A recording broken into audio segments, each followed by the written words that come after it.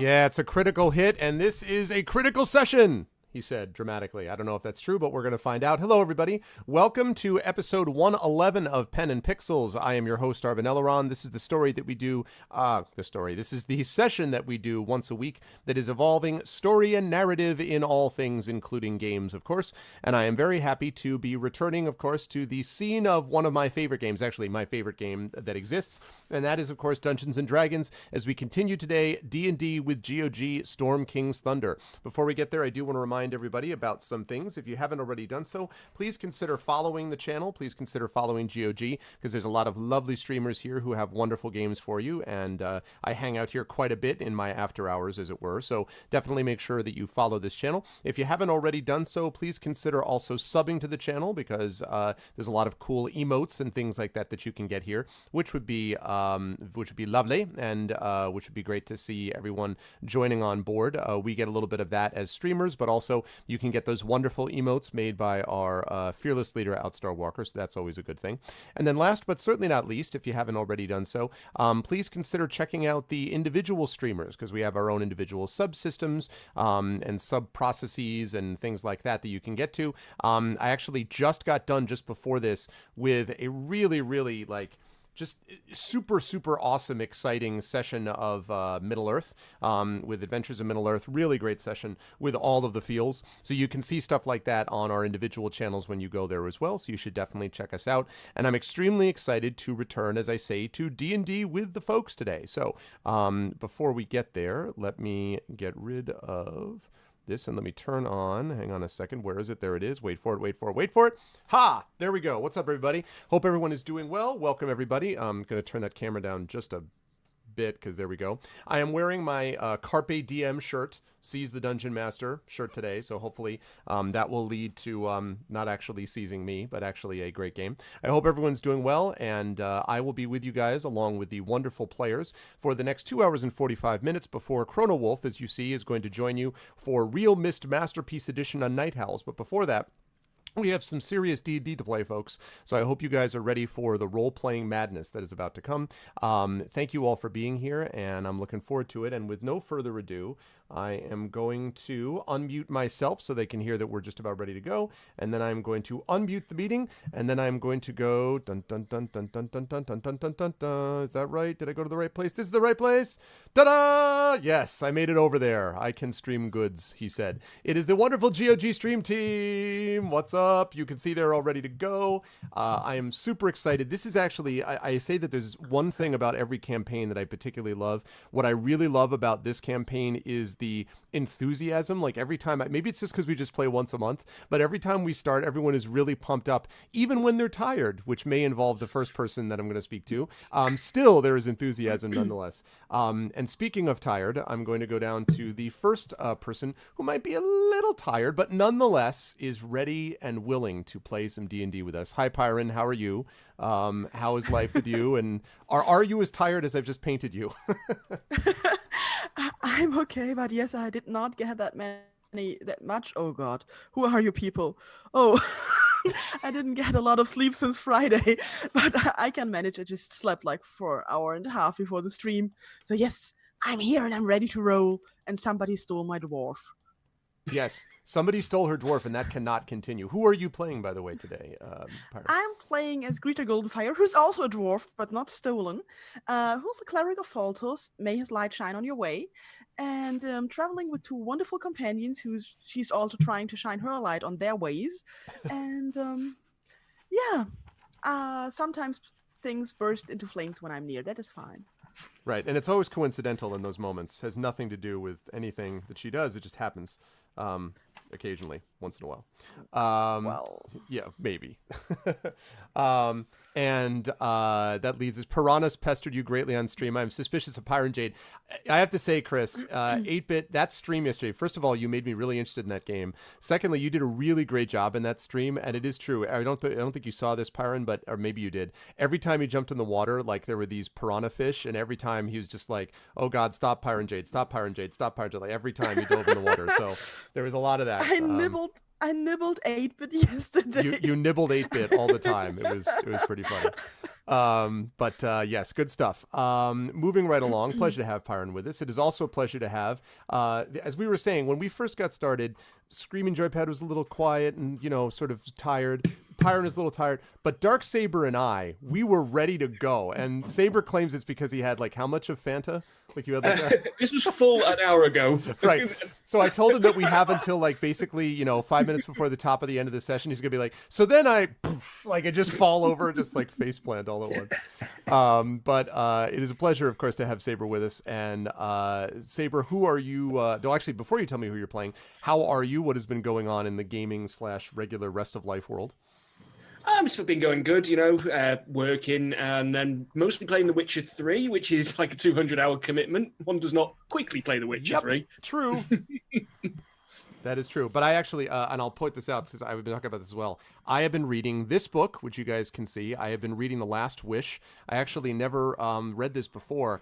maybe it's because I just read this after Dune, but I am a little shocked how much I'm enjoying The Last Wish. Like I figured I would like it, but I really like it a lot, and it just moves really well, and I really like Geralt, and like it's man, I really am digging this. So anyway, I'm glad that I'm reading it. That has nothing to do with you, Saber, but you just reminded me. Who are you playing today, sir? I am playing. He has many names at this point. Odo of the Nine Fingers. Celsig, aka Celsig Nine Fingers. It really is true.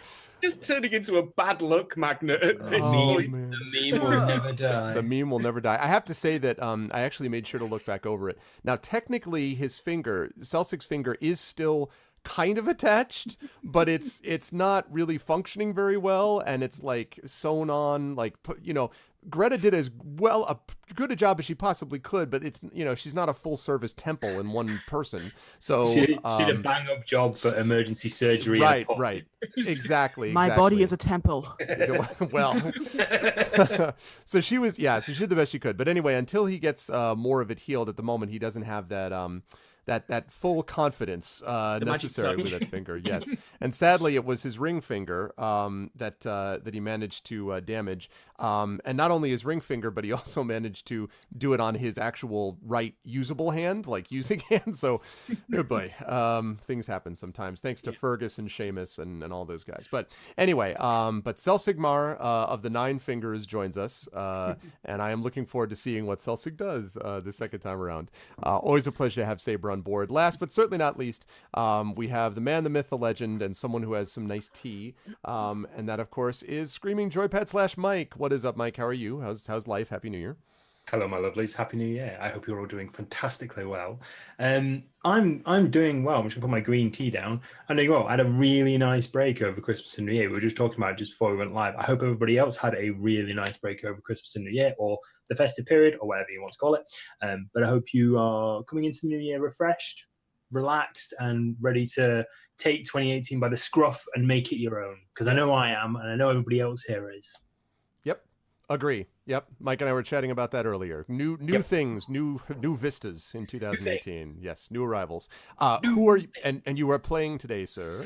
Yes, I'm playing Ura Ash, the devout follower of Tempest, who is a half-orc barbarian.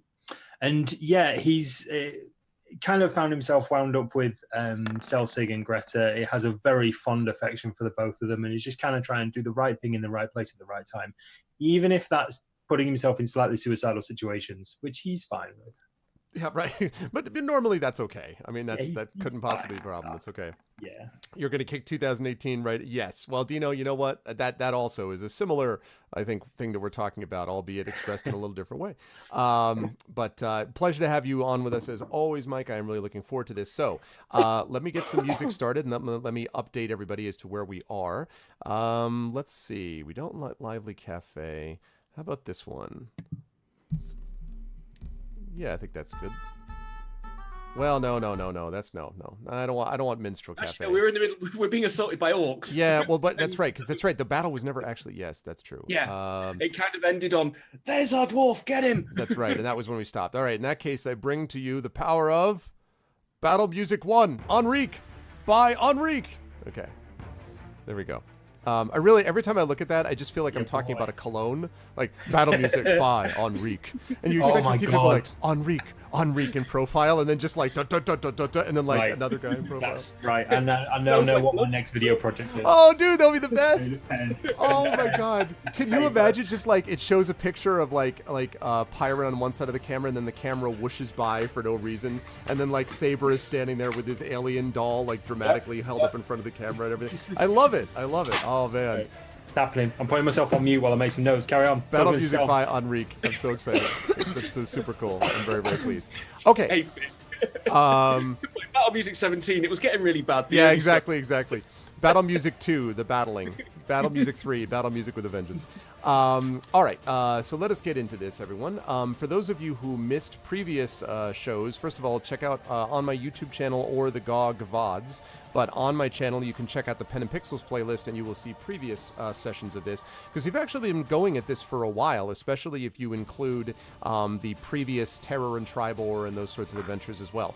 But these folks have basically discovered that there is a problem with the Giants, that the Giants, who are typically ruled in a very organized and regimented fashion, have essentially gone rogue, and nobody knows exactly why, except there is a suspicion that the Ordning, which is basically the ruling sort of structure, has broken down. And so the Giants are basically jockeying for position, and like the old saying goes, when Titans fight, people die. And that's more or less what's been happening here. There have been giant incursions and attacks, Giants doing weird things all across the land, and so the party has basically had to figure out what the hell is going on. To do this, they ended up going to a couple of places, a village that they tried to save from a giant attack, another village that went through a whole bunch of stuff, which I won't get into right now, which involved the Zentarim, and there were a bunch of other things, but I won't get into that because it would take too long. You should check out Mike's awesome previous summary video for that if you want to see that. Eventually, the party made its way up to Bryn Shander, in which they found a number of people who also needed help. They repelled another giant attack, and in fact, they were able to gather information about other things that had been missing. And one of the big clues that they had was this thing called the Ring of Winter, which apparently the Giants were assaulting the Bryn Shander looking for, and it's apparently owned by a man named Artis Cimber.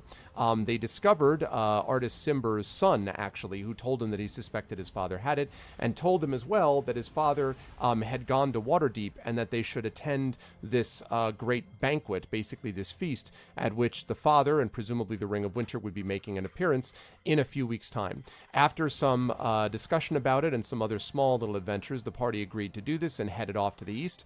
They had a little bit of an encounter with an ogre in which Urash tried to hide in some snow, and I think it was Selsig who was hiding with a horse but in a bush, if I'm mistaken, while Greta was forced to figure things out on her own with everyone else around her hiding. But they managed to escape that and then headed on to the road to the south. They ended up having an encounter with some creatures on vultures, which they were able to defeat and eventually escape. And after some time, found themselves on the long road heading down, heading to the south, where they eventually came across Xantharl's Keep. Now, the thing to keep in mind about Xantharl's Keep is that one of the things that they had been asked to do was to find this character called the Weevil, kind of a mysterious, somewhat evil character who had apparently stolen some things from the city of Mirabar, which you folks will be able to see on your map. So the party decided they would do that on the way down to Waterdeep. It's pretty much in the same direction anyway. But when they got to Xantharl's Keep, they found rather more than they bargained for. First of all, when they arrived at this keep, they discovered that there was no apparent weevil to be found. There was this guy named Larg who was working in the stables, and there were other people, including the rather amorous to Urash, owner of this tavern. We went in, there was some flirting that went on and so forth, but they were able to gather some information together. While they were doing this, Selsig decided that it was time to test how dexterous he could actually be. The results, unfortunately, on the Magic 8-Ball came back signs point to no. He ended up cutting off one of his fingers while trying to do the stabby, I forget what it's called, mumbly peg, I believe, where you put the knife between the fingers. Yeah, and so they ended up cutting off a finger. Greta, thanks to quick management and quick thinking, managed to, in quotes, sew the finger back on. As I said, not quite as sewn together as they might have hoped, perhaps, and we will see what happens with that down the line. But in any case, Selsig can't use it very well and has spent some time sort of being like, I'm in incredible pain, and oh my god, I lost my finger. What is going on? That's more or less what happened. But they also discovered that the person who might have more information about this missing Weevil character might be someone named Larg. And when they went out and spoke to Larg, there was basically they didn't get enough information from them they wanted, went to sleep and found that the keep was under attack. They went out, there were these creatures called goblin huckers that were literally chucking goblins on catapults mounted to their back towards the walls. It was one of those sort of epic Mad Max type moments. ended up fighting some of them off. They, thought about battle plans, only to discover that, in fact, the attack must have been a feint because, as they heard screaming and yelling from the other direction, they ran to the front gate to see a character in a sack sort of kicking and screaming as a bunch of orcs and goblins bore him away from the keep. And Seamus and Fergus, two dwarves that had gotten Selsig into the cut the finger off mess in the first place, said, "Oh my goodness, that must be the Weevil." And it turns out that dwarf, Larg, was the one that they had been looking for all along. And so as we begin the adventure, the party is looking over the wall at this struggling sack filled with the Weevil, the character that they were supposed to find, while it is being borne away by the rest of these orcs and goblins. And so I now hand it over to them. Here, they're pinching our payday. Nobody pinches things but me. I kind of want to jump down and help him, but I also don't want to jump down because he's surrounded by a lot of things that can rip him from them.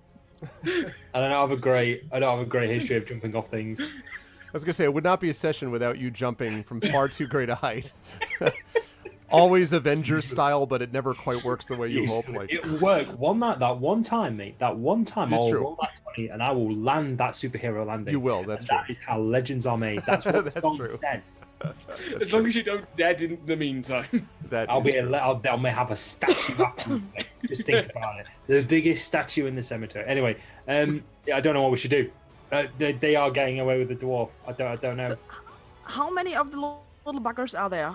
Well, so here's the thing about the little part. I mentioned that there were. Oh God, I just got in Discord. I just saw the big introduction from X5. Okay, I'll do the introduction for X5 in a minute, but let me answer Greta's question. So there's not as few as you would think. There look to be about 10 of them or so that are running away with him, and these look to be larger. In fact, if you had to guess, you'd say these are not goblins. They're probably bugbears, or something like that. A rather large. I don't know how to describe them, kind of largish, brutish looking sort of orc type creature. It might be the way you would describe it. And there's about 10 of them. And they're doing the whole thing where they run away, and a few of them are like looking over their shoulder to see if other are following them. You know what I mean? Like, this is clearly part of the overall plan. And I do want to mention before I read X5's introduction that while you're looking at this, you hear, "Oi, what are they doing?" And you look up to see the leader of the keep, whose name has now left me. Hold on a second. I'll find his damn name. I had it and everything put down, and I had everything that really orderly for tonight, and it's all gone, and I don't know why. Did it all fall down, and I can't see it in the dark? I don't know. Yeah, the problem is the fact that bugbears might look like normal creatures, but they're massive. Like they're not really something that you'd want to like mess around with, especially if they're en masse. Mm-hmm. That's exactly right. Okay, I mean, I'd do it.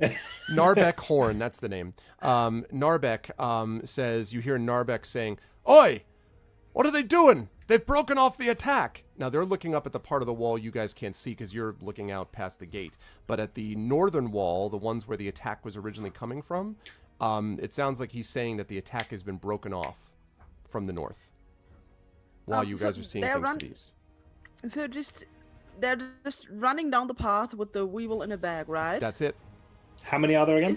About 10. Is this a narrow path, or can we just like watch them go? It's not it's not narrow for sure. I mean, it's fairly wide, and it's kind of a path would be a little bit generous. It's sort of a rough, an area that's not quite as filled with scrub brush and rocks as everything around it, basically. Mm-hmm. So while you're thinking about that, let me read X5's introduction, Okay. because I want to make sure I don't miss that.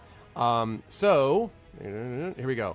He says, "A travel once began, and it began long ago, yet traveled far and across lands of various climates and astonishing views." I think I need my echo machine for this. "Within the vast continent known as Faerun, on the planet Ibir Toril, where three fine yet oddity of beings met, not realizing fate had set upon them. A fine dwarfess of the most fiery light, cleric wandering in search of contracts. This cleric's name was Greta Guldenfire, a follower of Fultus, may his light shine on our ways.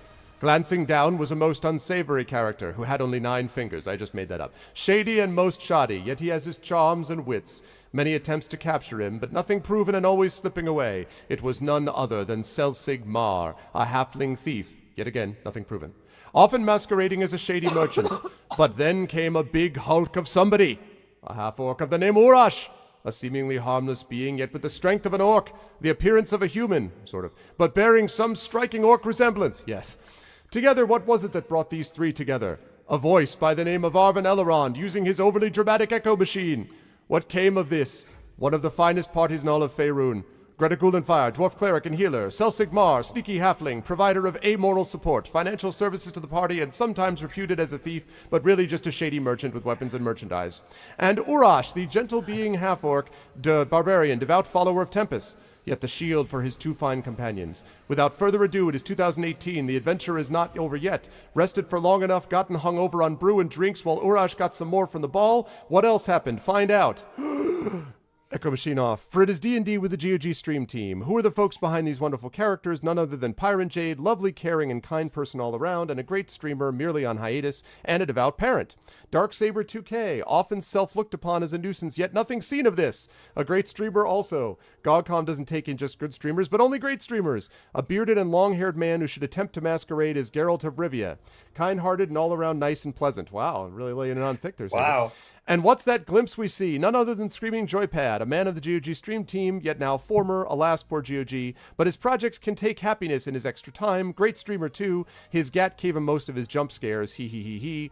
But he who has started this all D&D is none other than Arvin Elrond, parent himself, but also another great streamer. Man with a quill, with the music, with the books, man of all trades, almost. But it's 2018, folks. This is the first GOG D&D stream. Let's make it extra fun and special. We must critical hit, for it'll be a critical session. To everyone on planet Earth, have a happy 2018, happy New Year, stay epic, strong, kind-hearted, focused on what you want to achieve on this year. 2017 was a bad year to some a good year, but it's 2018 now, so I give away to Arvin Elrond, GOG D&D. Remember again, what we do for ourselves dies with us, what we do for ourselves in the world remains, it is immortal. Whew!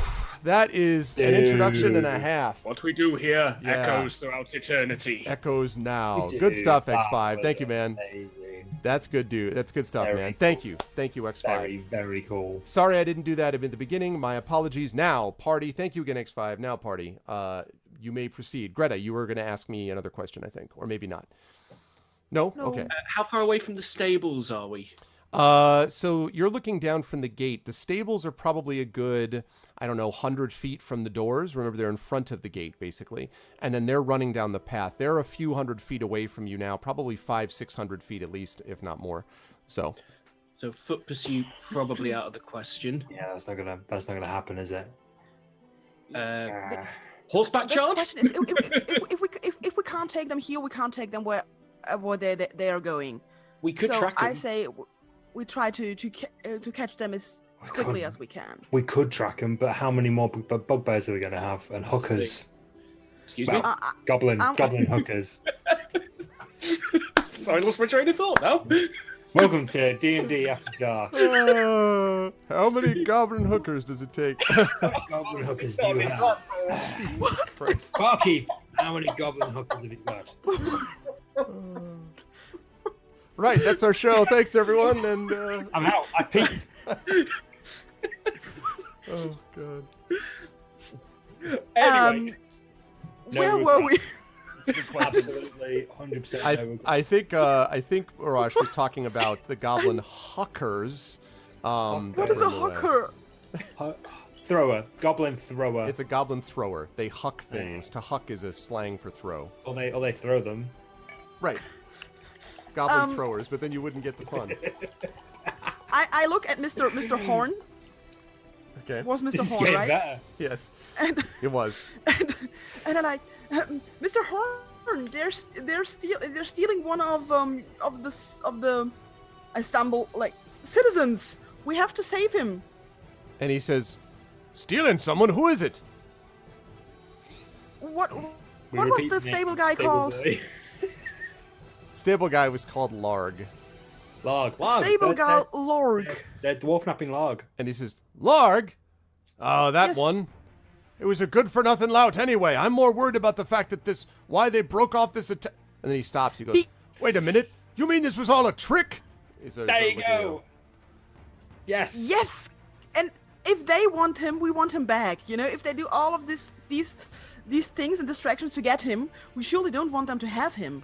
Well then, don't just stand there, lass. Go after him! And he points there, and he shouts to the men, and the doors slide open, and he barks out some orders. And the next thing you see, literally, this happens within about a minute. It's actually impressive how efficient this thing is. Horses come moving up, basically, from inside the keep, because they had kept most of the horses inside when the attack was coming. And there is a pony, which is about your size, Greta, and maybe Celsic could fit on top of that, or could fit with Urash on top of a very strong-looking horse. And he says, "These are the 2 fastest horses we have. I'd go after them myself, but I gotta make sure that no one comes back after the keep.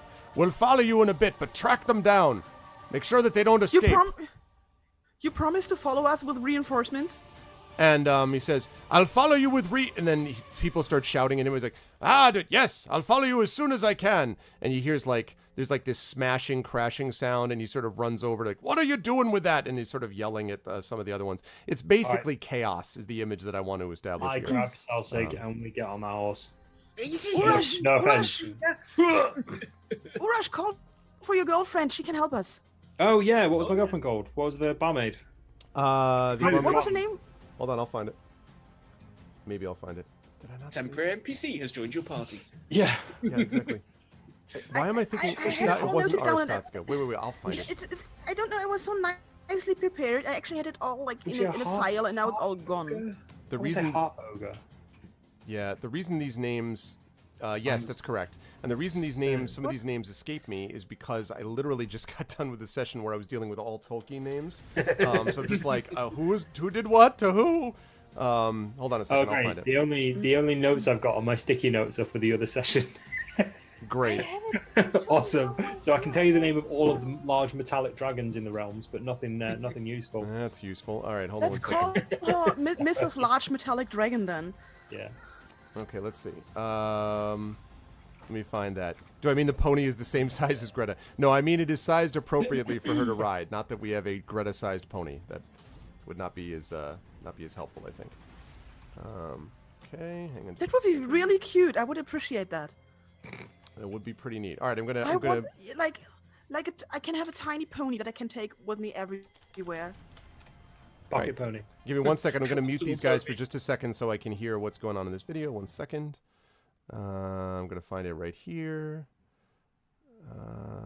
They won't be able to hear you as I listen to, not that, it was episode, not 109, 108, episode 107, it's episode 106. What the hell? When was this last time that we did this? Episode 105. Good God. All right. There it was. 105. Let's see. Let me hear.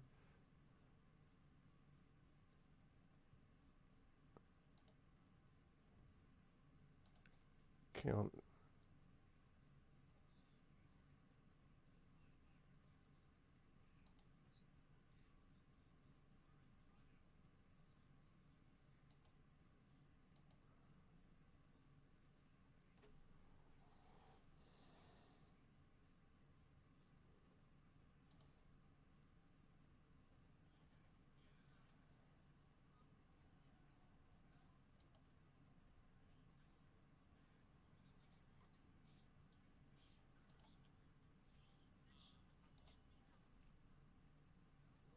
Bear with me 1 second, chat.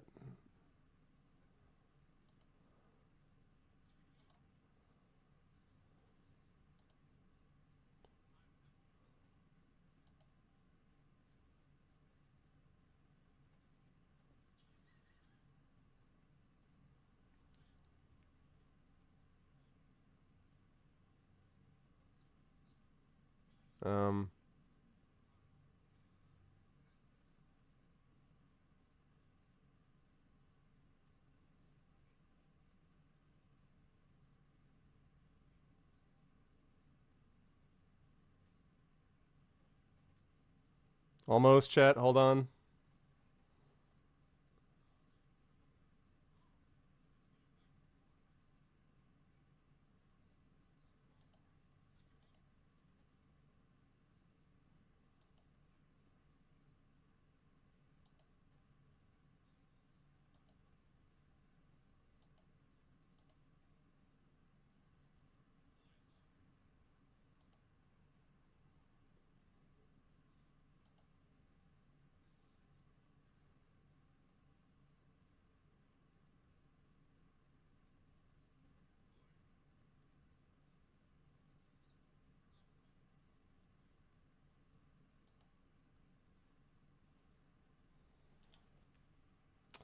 I cannot find this. I don't know.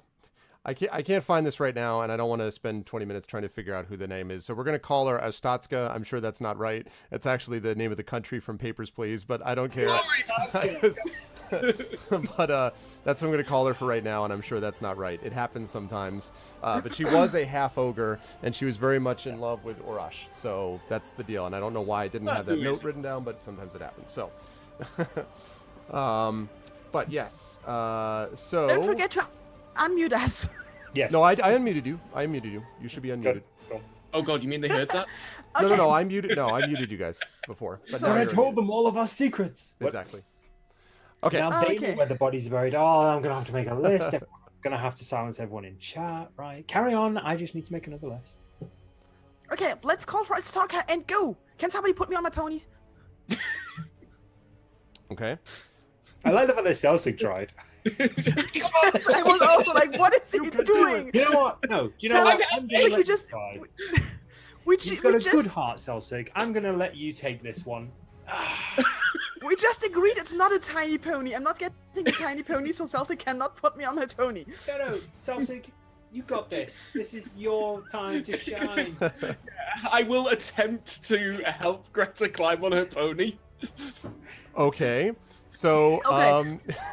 Thank you. so you guys are down there. So there's just like chaos, right? People running back and forth. And there's this scene right in front of the gate where Urash stands with his arms folded.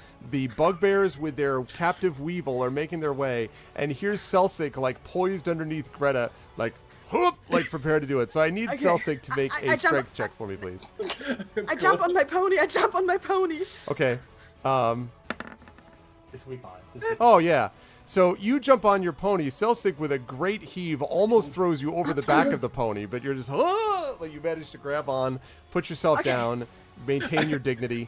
Then I just look at Urash and I just go, And I look back and I go, "Do you know what? You're welcome." Right, off we go. Come on, people, let's pony on. All right. Let's get We ride. We ride. Okay, now a couple of the bugbears at this point have looked back. As I said, they were looking over their shoulder, and they've noticed that you are getting horses, so they have doubled their efforts. So they are starting to book it now, and really book down the path. So you guys are heading out now. What I'm going to need for people is all of you have ridden on ponies before, or horses within the game, as far as I know. Although, please tell me if Yes. that's not true. Okay, Yes. would have been funny if you hadn't. No, I'm just kidding. we came however, here on horses. that's right. That's right. That's what I figured. So you would all come here sort of slowly. Now, the issue though is that at this speed, you're not necessarily used to going quite at this speed with these ponies. Although the horse and pony that you're on are actually pretty, powerful creatures. I mean, they're clearly bred for this. They're not just sort of pack animals. So they're going at a quick pace. And as you go faster and faster, the bugbears, you can see as they're running, you are beginning to gain on them as you're starting to gallop down the path.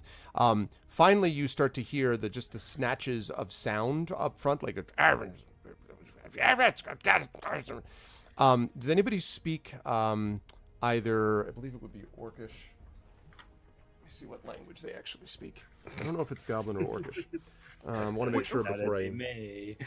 Ambassador Gleek does, but we don't have him with us. If only you had Gleek. Suddenly you see him parachuting in from above.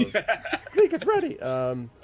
Let's see. Goblin. So, does anyone speak Goblin? Actually, no, I don't think I do. Okay. So, you just hear the sound of... and then there are these two bugbears that you can see as they're running. Stop, kneel, draw what look like bows, and pew! Arrows firing in your general direction. Uh-oh. So what I will need both of the people that are in the front of the horses driving, so that would be Greta, and I believe Urash would be in the front of the other one. I need both of you to make dexterity saving throws for me, please. Viva la meat shield. Saving throws, not checks, remember.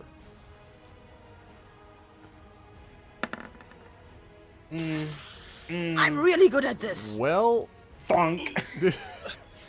that's Fine. I'm hiding behind him and an arrowhead just protrudes from like his shoulder by my head. yeah, so about that. And I fall flat off the horse. Very true, Azia, very true. Yeah. Okay, let's see. Well, Let's see what actually happened. Now my Well, the pony thing is about dead, and then I'm sudden going to be impact- really, really sad. No, they were aiming for you, not the pony. So Good. let's see what they actually could. Screw my pony. Or screw them, as long as my pony is safe. Okay. Hits the pony, let's Greta see. just goes full berserk. Yes. Okay. You take Greta. So both of you are hit by arrows as you go storming down the path at them. Let's see. Okay. What is that? So these rough arrows that go flying at you. The first arrow, Urash, hits you in the shoulder. It does 8 points of damage. I need you to make a, first of all, take the damage. Then I need you to make a strength check to see if you can keep the horse on track. Because basically you're just like it, threw you back from the reins, essentially. And also just as a quick check, Urash, does that put you at 26? I had you at 33 out of 57. I don't know if you were... 33. I wasn't sure why I was at 33. I don't remember getting combat. Did we get hit by the attack on the fort? You might have gotten initially? hit by attacks because Greta, I have at 24 out of 33. Celsig, you seem to be Good. fresh. Mhm, I don't know I'm if fresh, We but I slept? can't remember anyone taking damage, but I can think of where it might have happened. Unless it happened, Yeah. it might have been that it happened before the sleep, in which We, case... we slept twice since the last attack, so we should be okay. Okay, so that hit that was... So you didn't get hit by anything on top of the fort? Because I I thought... don't think so. Yeah, maybe I not. don't remember. I remember, there but it's the only being- place where it could have happened. I remember Yeah. there being a broken ballista. Did we? which No, I think originally- you guys are right. I think you had a chance to sleep. So we'll have Greta 33 out of 33, Urash at Yep. 57 out of 57. Now you're at 51, Urash. You said 8 Oh, 8 points of points damage, sorry, Oh, so 49. 49. Yeah, cool. I I mean, I'll go 51 if you so I'm want. not going to complain. So you Yeah. need to make a strength check. I should have to try to shut keep up. this up. Yeah, 2 seconds. What's up, Mythic? Strength check. Click, do the thing. Wow. Okay, You're so just yeah, like- strength is kind of my thing. Yeah. You just grab it. You're like move it back. You're like no. You're like, it is a good day to die. Like you just. Bad you just- pony. Right. The horse is kind of like a little surprised at your For a split vehement second, response. Its, you know? its front legs just lift up as I kind of. Basically, you Does it? just take the horse and like put it back on. You are not swayed at this by all. Now, Greta, Cool. you are struck very strongly by this. Unfortunately, you take 9 points of damage from this thing, and you will Okay. also need to make a strength saving throw to see if you can actually stay up, or if the horse goes way off the track. I'm so good at this Yep, today. you go flying back off the horse. Basically, you get let go of the horse, so you and you get thrown backwards. You hit the ground rather hard. Let's see about the damage you take. You're gonna take another 6 points of damage from that, unfortunately. So you just like, cool. It's a good thing we confirmed that you had your full hit points for. So you hit the ground rolling as the horse goes, neighing wildly and goes galloping off in another direction. So Urash and Celsic, you guys are still on your horse. Greta is still conscious, but kind of in pain. So. Okay. Well, I'm continuing on. I don't know if Celsic wants to say anything, but I know it's made of strong stuff. So Yeah, I don't see any advantage to doing anything other than clinging on to you for dear life right now. I'm emphatically, like we discussed, I'm emphatically not using my bow and arrow. It won't end well. Right. Yes. I Okay. hit something. Oh, it was the sack. So when they did this, they actually dropped they fired off these arrows, then turned, and ran again. So basically they had just been told like stop them and let's go. But you're now bearing even closer to them, and you can see now you're close enough that you can actually hear the sort of sound back and forth of the conversations, not just little bits of it, but the whole thing. Of course, you still don't know any of it because it's all in Goblin. And then another one of them. Instead of turning and stopping because you're getting pretty close to them, basically just fires more or less running backwards, which is going to be a very difficult shot. But they aim for you, Urash. Yep. Yeah, they miss wildly over your shoulder. So you're now getting pretty close to them. So the question is, what do you want to do? Like, what plan do you want to make? Because they are maybe 100 feet from you, so you're closing on them quickly. okay, talk to me. What where's the I wriggly have a bag? plan. but I have to be within 30 feet to attempt it. And like I say, it depends on who's carrying the weevil, or what we assume to be the weevil. There is a large bugbear who has the weevil in a sack, if that is who it is, around us, kicking on his back. And what, Urush, what did you ask me? Just where the sack was. Oh, okay. Yeah, it was on the. So there's a more or less kind of a ring of ones running. There are a few bugbears in the back. There is one bugbear in the center, more or less, with the sack, and then bugbears around the front. So they clearly are trying to, protect this guy as they run with this thing. And as you close in, suddenly there is a barked command from one of the bugbears in the front, and the group splits. One group with the weevil of 5, so basically 4 plus the guy carrying the weevil, go off to the left. Another group turns to face you. So there's basically 5 bugbears that are now facing you in a line. They have swords drawn. Their bows are dropped. They have swords drawn waiting for you as you charge on them. Okay.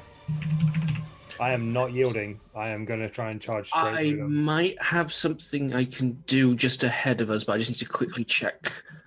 Right, can only when we're within 15 feet. I mean, at this rate, by next turn, you'll be within 50 feet of them, Celsig, if you want to do that. Because they're now stopped. So. Yeah. Well, my main plan, I need to be within 30 feet of the sack-bearing one for part of this plan. But for these guys, I can do something when we're within 15 feet. Can I ready it so that I can fire it off as soon as I'm in range? Yes, if you can tell me what it is you're going to do. Yes. So I'm reaching into my pouch and I'm going to pull out a pinch of sand and I'm going to get ready to cast color spray at them as we approach to within 15 feet. Ah, okay. All right, that sounds like a plan. I will allow you a chance to actually get in one action each, and that includes you, Greta, so I'll come back to you in a second. You'll have a chance to get an action off as well. Urash, what are you doing? I'm just currently lying there trying to get my breath Yeah, back. right now you're like, what happened in my life? Yeah, basically. Yes, exactly. Urash, what are you doing while Celsig is prepping this? Also, Celsig, did you tell Urash you're doing this? Yes, I say close within 15 feet. I'll try and blind them. Okay. Whilst we were closing in on them, we will have had a conversation, like me looking back and sort of going, "Do you have a plan?" sort of thing. Maybe. I was just gonna run straight through them. Right. Stay with the sack one. Yep. Okay, cool. So I don't know if there is anything I can do. I mean, I could try and hit one, but I'm hoping we can just kind of distract them and then kind of go through them, if that makes sense. Ride them down, basically. Yeah. I hope they don't behead your horse as we pass. No, there's that. Also, just because people were talking about 1-5, you will be within 50, roughly 50, not 15. Yeah. That'll probably be like 2 turns. Now you could. So remember that an action. Well, it depends. They could also run at you, so it might be less than that. But if you want to say I hold it to they get within 15 feet, be aware that might use up your turn in the wait for that. You don't know if they'll get to that range before you do this. So just letting you know. Yeah, well, I don't have a whole lot of. No, I'll stick with the original plan. Let's not try and modify things. I think I'm happy with this. So yeah, I'm just going to hold on, and if or when they get within 1-5 feet, okay, I will fire off color spray at them and try and blind some of them. I would raging limit my ability to control this horse. Do you believe? In terms of strength, no. In terms of calm, I mean, no, you could kick this thing into high gear. Yeah, I've just seen one of my. I know it's not going to have any beneficial effects on the horse per se. However, I do have the spirit animal of the woolly mammoth, which is akin to the bear in D&D rules, which means I'm basically a tank when I rage. So I'm gonna rage. Okay. Listen, man, I feel like if you I'm feel the need to rage, you gotta rage. I feel enough has happened already in this session that I will play one of my legendary rage cards. I think that's really, you are my enemy. You okay? I love it. I love the image also that if any of you have ever seen the spectacular movie Krull, and if you haven't seen it, go watch it immediately. The scene with the horses with the flames on their hooves, going over the chasm. That's basically this, right? When you do this. Pretty much. All right. So you rage. Celsig, you have this thing prepared to go. Now, Greta, you'll get one action before I ask for initiative rolls. What do you want to do as you're lying on your back going, ow, basically? I just just lost like nearly the half of my hit points, so I'm like in a lot of pain in Yep. this moment. Yep. And so I'll just try to like get at least on. I don't see. I'm lying on my back. I don't see what's going on. I just heard everybody like racing by, I guess. Right. You see the So I will sweet, just sweet try- sky, the nice, gentle blue sky, Fultus's rays. You know. So I will just try to like get back on my knees and put a little healing into myself this time. Let me have you With a heal little- yourself now. I'll give you that action right now, because. Yeah. Then I will. I'm just gonna put a little cure wounds in. Okay. Just cast at 1 level. There we go. There should something be coming. I don't see it. I see something. Okay, that's 6 hits. Yeah, 6 hit points for me. All right. Oh no, it's 9. It's 9 because I'm better now. It's 9 hit points. Yay! It's 9 because you're better. What do you mean? Oh yeah, because yes. Because right, I'm a right. cleric, better cleric now. I'm So better. I'm Because I'm a cleric. Because so I'm cleric. back to Because 27. That is Very really nice. nice. I'm feeling, and yeah. As soon as I'm back on, I will try to climb up back to the path. But I think I'm going to take a moment there. If you roll a 1 when you're healing, does that make it a clerical error?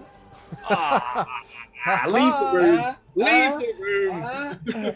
I'll see you next week. You guys have no, No idea how much wonder fun we're you're having with golf. raging. Yeah. You've no idea how proud I am of myself with that one. I'm No, going to I put my think you rage should card. I think you should be. You have no idea how much fun we were having with golf puns in our last session too. It was a really good time. Okay. Was Okay. your full Yeah. day? They were all for it. Exactly. Yeah. So Um, back to the path. After Yeah, them, here what? we go. Right. Yeah, let's go. If I find my pony, I'm going to be happy. If not, I will just run. You Just could to try to back up- track down your pony, Greta, which is like sort of flown off the path more or less and is like running wild in the field. You could do that. It's going to take you a little while to track it down, or you can just try to, you know, in if you ever saw Star Wars: The Phantom Menace, did you see the prequel movie? Okay, never mind then. I was going to use the reference of Obi-Wan jumping up and running after Darth Maul again. Basically, just the hell with anything else and just go to run after them. So you could do that, or you could run after your horse. That'd be up to you. Is my horse like really far gone? And I'm never Not gonna see far it again, or gone, is but it- it's moving away from you. I mean, it's definitely not stopped. I mean, it's not my horse. I should get it back to the people it belongs to. So I'm going after the horse. Okay. All right, let's have everybody roll initiative, please. Horse, Okay. stop! Where's my initiative roll? There we go. I've also shown you what these bugbears look like as on stream, so you can check that out if you were interested. Initiative. Where? This is spells. Initiative. Initiate. Oh, that was pants. Horse, stop! Halt, Background. horse, halt! Wait for me, I've got little legs. I'm just like, I'm so angry. I move so slowly. You want? I've got like an error message here. You wanted to send the result of this roll to the turn tracker, but no valid token was selected. Oh, that would be because I don't have the turn tracker up. 1 second. There we go. The turn tracker is now up. Let me give me a I'm second not while I gonna delete roll all this 3 of you. again. All right, sorry. I could roll again. It's fine. Go ahead and put. Let me add you to the turn. Actually, where are you guys on this? Did we not move your characters? We should move your characters onto the Onto the world map. onto the world map. Yeah, Yeah, I don't know where we are. We were on it that's what I thought too. But you're not on Roll20 right now, so I don't because know why. we weren't. It's because my horse went away. Yeah, we were. The horse took your characters. Yeah. Yes. Yeah, I don't see anywhere where you would have been. So I would say go ahead and add yourselves again, maybe. But you say go ahead and add yourselves. Yeah. Oh, in I do not know how to do that. oh, in your character sheet, you should be able to. I can also do that. You can drag yes. like. Oh, got it. Although, Oh, that just did my portrait. oh, Hello, giant me. Hang on. Whoa! And Selsig, the largest of them all. dun, dun. wait, I'm gonna delete that. Let me give you Celsic more of a. Oh, So that's no, it that's was Celsic. my talent. That's now Celsic Minor, not Celsic More. Selsig Bach would be the correct yeah. Welsh term. Oh, I see. Sorry. Yes, that's little sausage. All right. How Let's see. strangely apt. And I add I'll turn. have to remember this. And I add turn. I finally get a pony from somebody and it's gone. It was a glorious few seconds though while you were on that pony. Yeah. It was a good moment. Okay, wonder now what now my- you what- should be able to add my- your numbers, I think. I hope my own pony is fine. Now the bugbear's probably at it. That's a good question. Because we left it behind. Yep. Yeah, because you were very adamant about getting that damn pony. Like I was concerned you were going to set fire to some villagers at one point because you wanted that pony so damn badly. It's true. I feared from my body hair. A girl can dream. Okay. So good. Okay. 10 little bugbears. All right. Alrighty. So let's see what we've got. Okay, Urash with the 8. Urash is raging, but like a fine wine, his rage takes some time to build. Greta has got an 18. Greta, what is your dexterity? Just your raw score, dexterity. My dexterity raw is 8. That's it. You just have an 8 dexterity. You have an 8? Yeah. Wait, so what? what? Okay. If Uh, I think I put this fair down enough. correctly, I have a didn't 2. So... Yeah, I've got Oh, no, an I'm 8. a 14. No, you that have a it's- 2? I was like, what? You wouldn't be able to No. walk. I rage. I'm really Yeah. angry, but I can't Wait. move anywhere. You've clearly forgotten the wizard's tower. That's no, I haven't. It actually becomes clear to me every day why.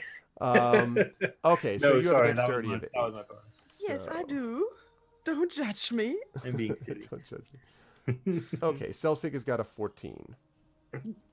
All right, you will be sad to hear that the first ones to act are the bugbears. Hey. And So now somebody shoots my pony. 5 of them, basically, they do not wait for you. They go zipping up to basically attack you.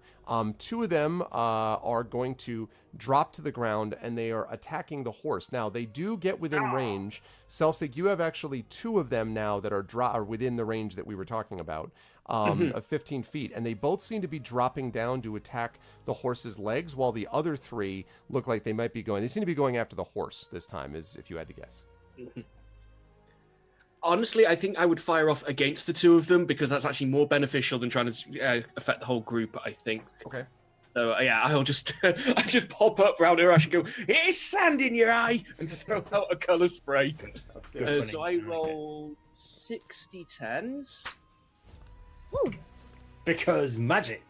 because magic. Yes. I want to have stuff that I can roll 60-10 with. I know, right? So that's would be effective fun. 39. Starting with the creature that has the lowest current hit points, each creature affected by this spell is blinded until the spell ends. Subtract each creature's hit points from the total before moving on. Hit points must be equal to or less than the remaining total for the creatures to be affected. Okay, so so you shoot it off at those 2. One of the 2 is affected. And one of the 2, literally, it was going down for the leg, and then it's like, "Ah!" and sort of falls over, grabbing its face, sort of falls to the ground onto one knee. The other one sort of shakes off whatever the effect was, blinking, and aims at the leg of the horse. Let's see if they're going to hit. This is with a It's bow, blinded right? for 1 round. I'm sorry, what, Urash? They're attacking with bows and arrows. No, these guys, as I said, they had swords drawn, short swords. They dropped their Oh, bows, okay. so these guys were So just... this is the moment of kind of impact. That's it. Yep, Okay. exactly. Cool. I know, right, X5? First you steal a dwarf, then you attack a horse. What does the world come to? This is ridiculous. God, man, this freaking trumps America. Anyway, he drops to the ground and This swings is Trump's away. favorite. This is. This is Trump's bugbears. Drops to the ground and aims at the horse, and that is probably going to connect, I think. Using, by the way, I'm sorry, I shouldn't have said sword. Morningstar, and you can actually see it in the stream. They're pretty nasty looking. So that is a 22 to hit, which is definitely going to hit it. Let's see. I can't like swing myself in front of the horse like a shield, can I? Not the reactivity. You can be made even more angry if that helps you. 14 points of damage. So they strike basically the horse's leg and kick out the horse's leg from under it. The horse pitches forward. Now, I need both Urash and Celsig, both of you, to make dexterity saving throws because you are thrown from the horse. Not saving throws, sorry. Checks. You're thrown from the horse, so we need to see if you land on the ground Avenger style or if you faceplant. So this is not a saving throw. No, this is a check, not a saving Oh, damn throw. it. Sorry. Not a saving throw. I get I'm advantage bad for proficiency in saving. acrobatics to see if I can do it with style. but Yeah, and actually, I will. If you have acrobatics, didn't. I will give.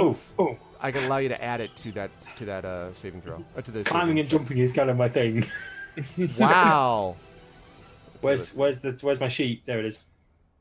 So I got a 21. I got 15. Okay.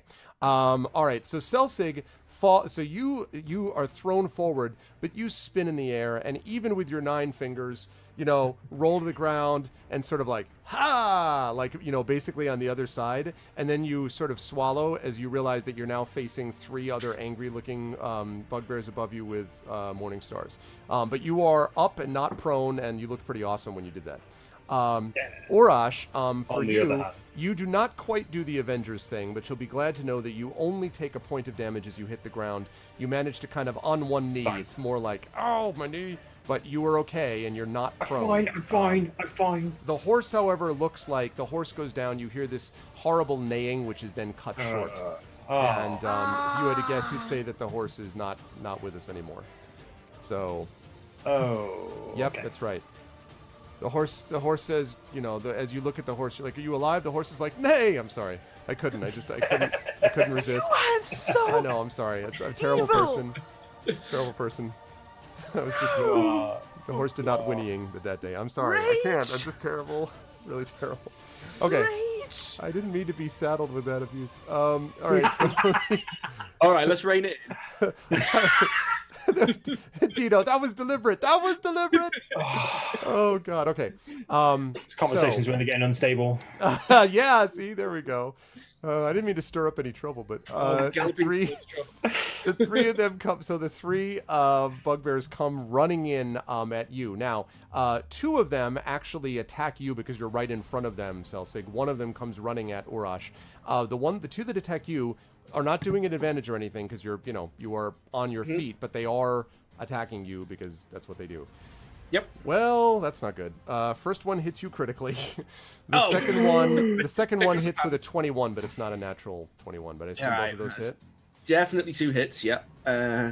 However, I am going to use my uncanny dodge as a reaction. That is a wise decision. Which will reduce good damage choice. by half from one of those. I would recommend you do that on the critical hit so that you only take 9 points and not 18 points of damage, which is That's what you would have definitely what I'm going to do. All right, so you take 9 points of damage from him. That's 24. Yep. And then the other one, let's see, is going to do... So I just get stabbed through the shoulder instead of through the my face. house. God, another 10 points of damage. Wow, my rolls decided to be awesome today. Okay, so, Oh. wow. I'm down to 14. Ouch. Wham, wham. The other one comes at you, Urash, also just attacking Bring it. you normally. Yeah. Let's see, that's a 17 to hit. That hits. All right. Does I take half damage. 13 points of damage. Okay, so only No, I don't. 7 I take points of damage 7. because we round up. Yep. 41. Okay. So, does that. The other bugbears continue to run. They don't even pay any attention. They're just going on the ground. So just to sort of reset for you guys so you know, there's one bugbear blinded on the ground sort of wailing. There's another one that just is laughing, looking at the presumably dead horse. And then there are 3 more standing. 2 of them just attacked, 2 of them just attacked Celsig, and the other one attacked Urash. And the other 5 are running away with the Weevil, just in case we want to make sure we all had that set. Question. Yes. How far away are they? So let's see, hit the ground. If I had to guess. Probably a good 75 feet, 60, 75 feet, something like that. Okay. Yeah. Okay, Greta, you were up. You were running after your horse. How are you doing this? Are you bolting after it, like, get back here, horse? Or are you, like, casting a spell? Are you trying to yell calming words? Like, what are you doing? I don't think setting it on fire would do anything. Oh, it would do something, but probably not. It's Castigny. and I don't think like shouting at it like "Good horse, stop!" would help. Why aren't you calmer? And so I think I'm just gonna if it stops running, I will also stop running to not spook it again. But as long as it's running, I'm running. If my running takes me like closer to my companions than to the horse, I'm gonna gonna steer in that direction. Okay. If like, oh, over there they are, hello, then I'm gonna. So it gonna walk up seems there. to be slowing down a little bit, but it is off to the right. You're running down the path. Your companions continue to go down the path. So you would need to either break off to the right to follow the horse now, or you would need to go to the left to follow your companions. They're not exactly left-right, but like, you know, it's like northeast versus No, I can't do it. southeast, basically, or northeast. I know they're facing a lot of enemies. So if the horse is now just being a very very unloyal horse, I need to run in the direction of my companion. So I'm gonna strap on my shield already because I'm pretty sure there's going to be trouble, and then I'm going there. Seems likely. Also, yeah. This is not a good war horse. I would have expected more. No, in Bad fairness, pony. it's more of a freaked out horse than it is a disloyal horse. It's a horse that just had someone like knocked off its back, so it's a little. You're a disappointment, Warhorse. It's not bolting away so- at full speed. It's just kind of like gone down to a trot. I'm like not the hell angry. it is. I'm just disappointed. Yes, Yes, I'm not angry. I'm just disappointed in you, pony. exactly. We will have a talk. Yes, exactly. So, all right. So you were heading after your companions. You'll probably be able to, because this is all happening within a few seconds, so you'll probably be able to reach them, Greta, in about 2 turns, you would guess, if you run like full speed at them. So, okay. Come on, Ed. I have another quick logistical question. So Greta, who's very dangerous over short distances, is charging, as they say. Yes, logistical question. As soon as I'm gonna see, tell me as soon as I've got like a line of sight with a bugbear because I'm gonna set it on fire. Okay. You actually you can see them from here, but you can't probably reach them yet. But I will let you know when you get close enough. Yes. What's the range on Sacred Flame, which I think is what you'd be using? Yeah, 60 feet. Okay, I'll let you know. Thank Not you. yet, but yes. Okay. Urash, question. Hello. Yes. Right. So the bugbears are on foot, not on anything on the back of anything. Correct. Okay. How fast are they running? You were catching them slowly when you were on the back of the horse. If you had to guess, they were running at a pretty good clip. I mean, you'd have to look at it. They wouldn't be running faster than you, but they would have been running faster than Greta and probably Selsig would have been able to keep up with, just because of the length of their strides. Okay. At full speed. One thing you do notice is this picture that I showed you here is more or less accurate. These guys are not heavily armored. They have little bits of armor here and there, but they have these short bows. And one thing that you know about bugbears and goblins in general, Urash, bugbears tend not to use bows. They tend to use javelins as ranged weapons, not bows. But javelins also slow you down. So I bring it up because it strikes you that these bugbears were like designed for speed, stealth, You or have something. to get in and out as quickly as possible Right. and get back to wherever you're going. Like as quickly as special possible. bugbear forces, you know? Yeah. Okay. Cool. Thank you. Okay. That's my question. Okay. That is going to lead us then to Selsig. What would you like to do, sir? I'm going to use my cunning action to disengage from the two fighting me. Okay.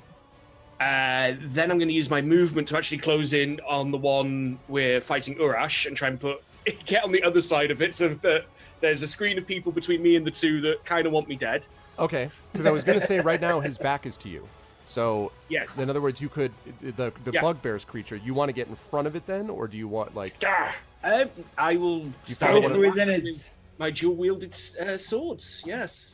so you're going to stab Out in of the back your- is what I'm asking. This is Oh, yes. Okay, good. That's what I figured. Unsheath your Hello Kitty knife. I assumed as much. Okay. So yeah, hang I'm on. so cold. It's been a while since I've done this one.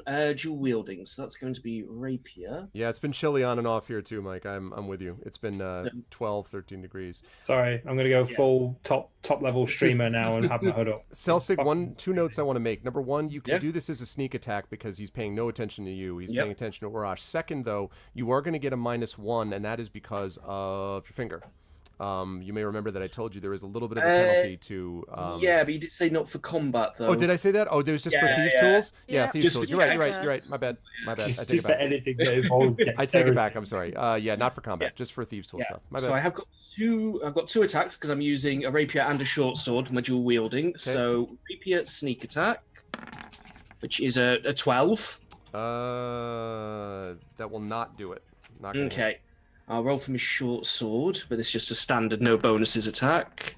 15. 15 will hit. Okay. Well, I can apply sneak attack to that one actually. Okay. Hang on. I didn't actually set up a sneak attack thing for that one. What? Your boiler broke, dude. Yes. Hang on, what's my roll on sneak attack? Our boiler broke yesterday, so it's absolutely freezing in the house. Good God, that house. Yeah, fuck this house. You know what I'm saying? Hang on, let me just check the roll on sneak attack because I didn't set one up for the short sword because I didn't think I'd be able to apply it to that one half the time. Sneak attack, right. I can also look it up if you need. Yeah, once per turn. Hang on, sneak attack. Problem is it's scaled a bit. Right. Oh, come on, here we are. Here we are. What are we level? So it's 3d6 extra damage on my short sword. Yeah, that's what I thought. Okay, Yeah, so so roll your let's, normal damage plus 3d6. That's normal damage, and then here comes 3d6 bonus damage. So a total of 11. Okay, 11 points of damage.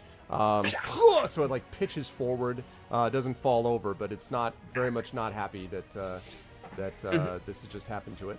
All right, so we're gonna 11 points of damage total. Okay, that got its attention. It was not happy about that. Okay, that leads us to Urash. Urash, you have just seen this creature pitch forward towards you after being hit in the back by your friend Selsig. Good. I'm going to slam it in the throat with my axe. Okay. No messing about. No faffing around with my axe of blood or whatever it was called. Right. The almost Death, definitely doom. accursed axe. Doom axe. I feel strangely compelled to cut things into pieces. You do. That's true enough. I've completely missed my window. You feel compelled, yet nonetheless. Well, I roll a 12, so That's not going to do it, Then you get multiple unfortunately. I'm not in a position. Do I attack twice at this point, or am I not? I'm I'm sure trying the to think. barbarian. I'm level Yeah. 5. At level 5, well, probably when raging too. I was gonna say I know you've done bonus attacks previously. Hold on a second. And just saying, not backseating. Just hanging. Just gonna leave that hanging there. Just saying. Extra attack. 5th level. Yep. Second attack. That's what I thought. Second verse, same as the first. Come on, I need my meat shield free. That's Oh, a 27, that's a mate. hit and a half. Yeah, That's better. yeah. Right. Damage. Sorry, I meant this. Oh yeah. Sorry. Practice swing. It goes this way. 14. Oh, wow. Look What? at that.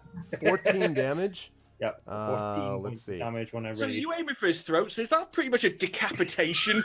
It's pretty close. Like this huge wound opens up. Blood just pours out.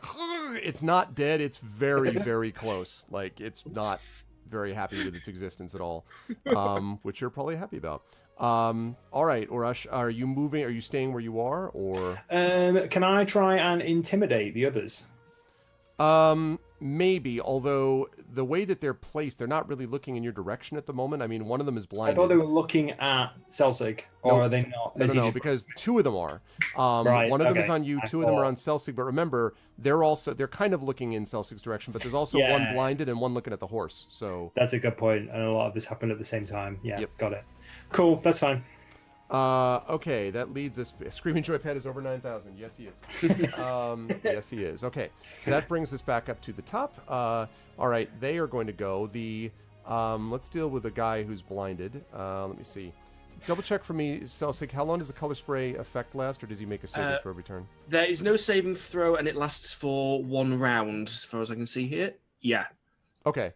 So his vision clears, and he kind of stands up and looks around him. He doesn't take any action yet. The second one that was laughing about the horse now turns and sees you, Urash, and with a rage of pleasure runs at you and misses wildly. Maybe because you got a little overconfident. Maybe the hit in the throat guy. Tries to swing at you and gets a No. 13, which is 13. Nope, not not gonna gonna do make it. He's kind of like, Gonna half to like trying to hold on to his throat while also swinging at you. It's like, This is roll 20, Conjoner. And welcome in, by the way. Let's see. hello. Then we have that guy. Then we have these two. The two that are on Selsig come charging up after you, Selsig. But they actually see, because you had flanked them, so two of them, one of them is going to run after Urash, one of them is going to go after you. So one of them aims for you, Selsig, but is only going to get a 9. That's hit. Which I think is a miss. The other one, though, is going to critically hit Urash. So leaps past with a big strike. Let's see, that's going to be So you only take half damage, so you'll only I take do. 9. 9. Good. 1, 2, 3, 4, 5, 6, 7, 32, 8, 9. right? Yep, 32. Okay. Let's see. So that was that guy. I see that one and that one. Right. And then the other 5 continue to run. So we are still moving along there as time goes on. Yep. Just make sure I got that. And that's good. Lovely. All right. Okay. And they're continuing to run away. Greta, you are now within about a turn away from them. But you do actually see, you're not quite able to cast yet, but you're right on the edge where, like, next turn you would be able to. You see there is one bugbear looking around rather confused. There's another one that is lying or standing next to the body of what looks like the horse that has died. There is a very, very badly injured looking bugbear in front of what looks like a very, very angry Urash. And then there is a sort of, you see Celsig kind of darting around behind him. You also see that 5 of the bugbears, including the one with the weevil, are running away from them. So there's basically 5 engaged their companions. Yeah, well, if I'm not close enough to do anything, I'll Just just going to keep continue to running. run. I figured. Okay. I'll be back to you next turn when we'll arrive in space. Celsig, you were up. Yeah, I'm. Urash, you're on deck. Yep. Just trying to think now, because basically this guy in front of us, as long as me or Urash hits, is pretty much dead, I think. But it's going to be a waste of an attack, really. But it's one less person who can hit us. I'm going to try and finish him off, so I'm going to do another... Yeah, just go for it. Yeah. Okay. So roll for my rapier and my short sword. That's a 10 and a 13. Both of those miss. Okay, well, I'm going to use my cunning action to disengage. Okay. And I'm going to shift around to put Urash between me and all the other things. Okay. Okay, that is done. Urash, the floor is yours, so to speak. Yep, I'm going to paint it with the blood of my enemies. So I'm going to attack the dude who's probably now choking on his own esophagus with my first attack for my first trick. 16. That will hit. Do I need to roll damage? Well, just for fun. Okay, cool. Urash just reaches into 9. the wound, rips his Yeah, throat pretty out. much. Yeah, finisher him. Yeah, so he's. You just rip his spine out, yeah, pretty isn't it? much. You just like the rest of what's left of his neck falls out. Can I do? Is that like a lot of points of damage? Can I do some sort of flourish like that, like properly take his head off? Oh yeah, if you want, you can I'm absolutely do that. assuming- Sure. I'm assuming are the other bugbears now focused either on myself or Celsig, who is now behind me? I would say that yes, you've got at least yeah. I would say they were all looking at you when that happened. Yes. I'd say Cool. so. Yeah, I'm going to decapitate their friend. Okay. Okay. So You as do so. The head goes flying off.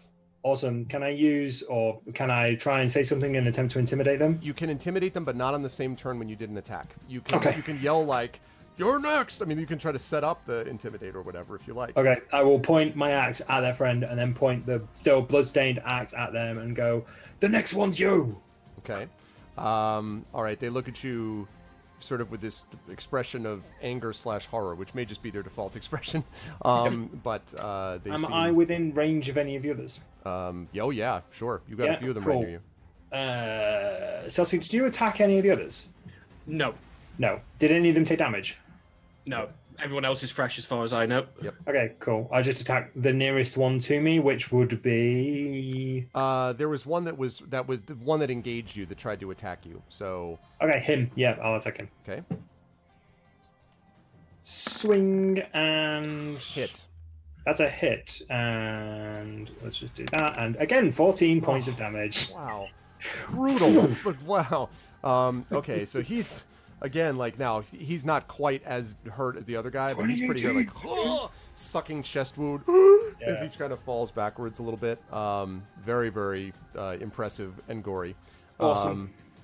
I like to think that Greta, as she's running towards this, is like, man, like it just blood, It's like, heads. Like I'm really glad he's my friend. yeah, he's boy. He's a guy. I'm really glad he is my friend. Exactly. They just cut the camera cuts back. And cuts Yeah. forward. Okay.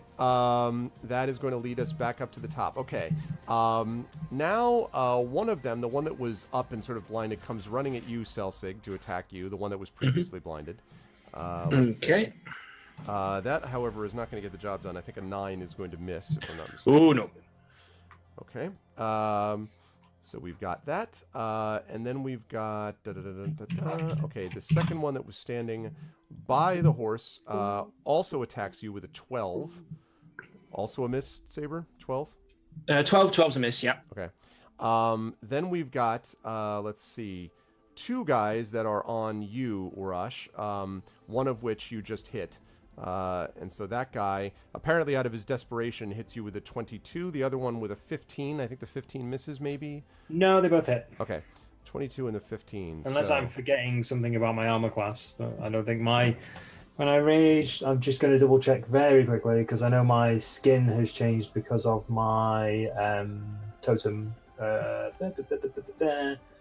Totem cells. No, nothing to do with AC. Okay. So I'm good. So you take 21 points of damage from the combined attacks, which means that you can drop that down to 11 points of damage. So you're at 21, I guess? I am indeed. All right. And I'm looking great. This is he was chasing a This is whore. the most health I have retained in any fight so far. And loving it. Yeah, it's really Yep. true. Meanwhile, the other bugbears are continuing to run away at top speed. Greta, you are now close enough that you can actually do something with these folks. There are the sort of situation is you've got one big, bugbear that is next to, actually 2 of them, sorry, that are attacking Selsig.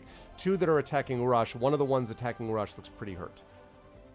Okay, Urash seems to have this thing under control, but Celsic looks pretty He looks hurt. beat, And they both beat look up hurt. already, Yeah. right? Yes. So then Well, they in that both case, look I'm beat gonna, up, but yeah, Selsig a little more so. so I'm just gonna put a sacred flame into the nearest bugbear. Okay. The injured. Well, Well, of the 2 that is one of them looking injured? Of the 2 that are no, attacking not the ones that Celsic? are attacking Selsig. Those are both fresh. Okay, but There I are think one of the- I think Rush got this. So I'm gonna shoot. I hope to distract the bugbears a little bit from Celsic in this case, so that is why I'm taking them. Okay. So I'm gonna just. Then the first one, they look the same to me. I don't know if Okay, any of them, sounds so I'm good. just gonna. There we You go. all look the same. Oh, I'm really good at this today. Okay, we got a 2, but they need to make a dex save. He does not I'm make so the save. good. So 2 points of damage. So you scorch him radiantly. Yeah. Yeah, he yells out in anger and pain, and turns to and sees you. Oh, okay. Well, it should be at least distracting and very bright. Yeah, yeah, oh yeah. He's turned and looking at you now. He's definitely looking directly at you. He's not pleased. Okay, and you're continuing to run towards them, I assume, Greta, right? While you're doing this. Yeah. More in the direction of Celtic than the direction of Urash, because I think Urash and his aches, they're Got it. fine. That leads us fine. to Selsig. Yes, I'm going to again disengage, shift round to the one that Urash has previously injured, and stab him up the bum. Okay. Nice. Kill stealer extraordinaire. I'm Yep. trying to think if you're going to be able to get around behind. Okay. I'm going to say that you have to nice. make this as a normal attack, Selsig. You're not in a position to do sneak attack. There's too many people That's fine. focused around you, but you can do a regular attack for sure. Yeah, well, I rolled a 20 for my rapier, and my short sword is a 7 and a crit fail. With the Cool. with the rapier, that was a sneak attack, but you The normally sneak attack only applies a damage bonus, That's what I not a figured, hit so it was bonus. okay. Right, I was making Yeah. sure. So you add, so you hit that first one, obviously. So let's do 1d8 plus 3 piercing for 16. Wait a minute, that's a 20-sided die. What did I- Oh, yeah, hang on. I was like, That's that's a hell of a rapier you Nice. got there. That's fine, but I can click that and get the damage roll. There we are. It's 10 though. Lovely. Nice. Right. Still Nice. wonderful. Good stuff. Okay, he is very hurt. He's not dead, but you just pierce him up through like the side, like up through his shoulder, like just horrible, horrific pain. Up through all of his sphincters. Yes, he's very, very hurt. Okay, and you are now right next to him. That leads us with Urash. I wonder what I'm going to do next. It may have something to do with my axe and the bugbear in front of me's throat. Oh, guys, no with the rape jokes, please. No. No those 13? jokes, please. 13 That is not going to misses, hit. doesn't it? Okay. Not going to hit. Try that again. Oh, 10. Definitely Oh, not going to hit. Oh, miss. Oh, Miss. I feel dirty. Oh, sorry. Yeah, it You were like so angry. You're just like, why did I miss? I'm Even sorry, more dear. anger." This doesn't happen all the time. This is quite unusual for me. Yeah, right. This never happens. Yeah. That's Okay. a common problem for most men. Anyway, carrying on. Let's see. All right, that takes care of that. We are back up to the top. Okay, let's take care of the two that are on Urash first. One of them is healthy. Rolls to hit you with a 17.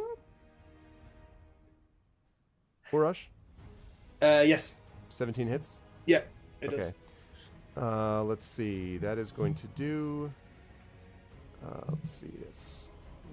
That's only 8. So that's 4 points of damage. That's fine. That's fine.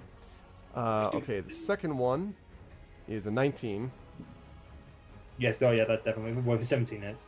I have an AC of 14. So. Right. And That no one is going to do a way total of over. 12 damage, so 6. 6. 1, 2, 3, 4, 5, 6. On 11. Yep. Okay, now the other ones that are attacking Selsig. All right, we have a 19, and we've got an 11 for those The 19's two. a hit. All right, so he slashes down on your unexposed, or not, I shouldn't say slashes, tries to bash down on your unexposed side. Wham, 9 points of damage. Morningstar comes Good. Okay. Okay. Not good for this, sounds like. The other 5 continue to run. Okay, that is going to lead us to Greta. Quick question, sorry. Sure. If I had to, or just from a non-Plague House perspective, how far away have the other 5 bugbears gotten? At this point, they're probably about 150 feet or so, maybe 180. They're Okay. starting to, they're going as fast as they They're can. kind of like starting to disappear into the distance. then. I mean, a little, but this is a fairly, I should say, I heard you guys talking before. Remember that you guys now are down in like the low foothills / flat area, not the forest. So they are, there's not I mean, there is scrub brush okay, and stuff, so, but there's not yeah, like big fine, forested yeah. hills or anything like that around here. Yeah. So, Okay, cool. all right. Selsig is not looking well, right? No, No. Celsig's looking pretty damn hurt. Okay. And that's going to bring us to, I believe, Greta is up. Okay, can I reach Selsig? Yes, you can get there.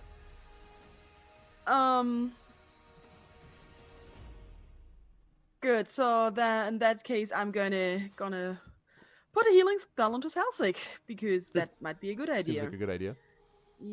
Yeah. But people, be careful. I don't have lots of those left. And this... Be careful. I He's like, mean- okay, blood. like, I may need one of those Okay, after the next so, round. so I'm just Right. just like running up to Selsig, slapping my hand on his back, and Be shout healed. for Folto's light, and do this.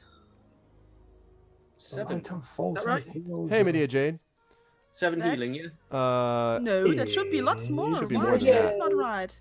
I think have- I think what it was that- 9 and 7. If I got that right, I think you probably ended up with 16. Because you That did. sounds- This That should sounds be closer. 3d8 plus 3. Yeah, because of the higher level cast. I think you ended up with a 16. 3d8 plus 3 would probably be right for a 12. Yeah, that would be above average actually. Yeah, that's 3d8 plus 3 as well. Yeah. Yep. 3d8 plus 3. 3d8 should plus be 3 what I- average would be 15 points. So you healed him for 16. Is what I'm Ooh, saying. that's much better. You Yeah. healed him above the average that you would have normally gotten with 3d8 plus 3. Okay, so 21. Okay. Do you understand Okay, what I'm I'm saying, Greg? feeling much better. If this is correct, and that's all I need to know. Yeah, that's right. So so you're back up to 21, Silsig, I believe. I am, yeah. All right, good.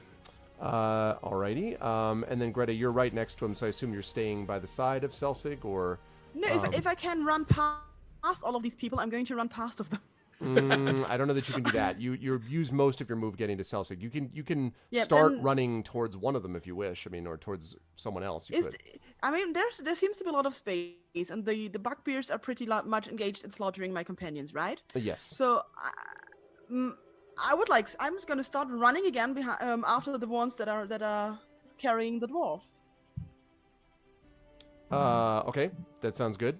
You can do that. So you begin to run. Only you can only get a Yes. few feet because you're just starting Yes. I'm just like, towards them. yeah, Rush is like, that's what I mean. what about me? Okay. I'm fine. I'm Does fine. Urash also look hurt? Oh, I Rush, lost- is, I Rush lost- is pretty hurt, but he's. Hurt, but you've seen me much worse. Yes, Like, of course, because you were nearly dead. You see me dead. So yeah, Yes. I've been much worse. You're not dead. I'm not on Do the your floor, thing. and I'm Do your still thing. spitting out foam. I'm fine. That's true. Yeah, I'm fine. do I'm your fine. thing. I think one of you two people You should do, also you do, still have a you, healing Rush. potion. You do you. You do you. Celsig, you're up. You should, Right. one of you should still have a healing potion. So yeah, let me No. get after the Nope. dwarf. No, I gave mine to Urash. Yep, I coughed mine as well. So I'm gonna basically just You stay focused wasteful on the damaged people. one. Okay, you're gonna do the most damaged one. Okay. Yep. So there's one that's sort of there's one that is very very hurt. That's the one I assume you're talking about. Yeah. Do it. Would I be able to do a sneak attack on him? Let's see. I'm trying to think about the confusion of stuff around. Yeah, I think so. I think he's not focused on you. Yes. That sounds good. So rolling my double attacks. 10 and a 22. That 10 will miss. 22 will hit. Yeah.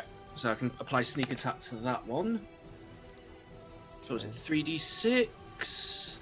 So that's 4 plus 9 for a total of 13. 13. Okay. Yeah. You just like stunk, and he's like Nice. and falls over on his back dead. Okay. 3 left. 1 hurt, 2 fresh. And that leads us to Urash.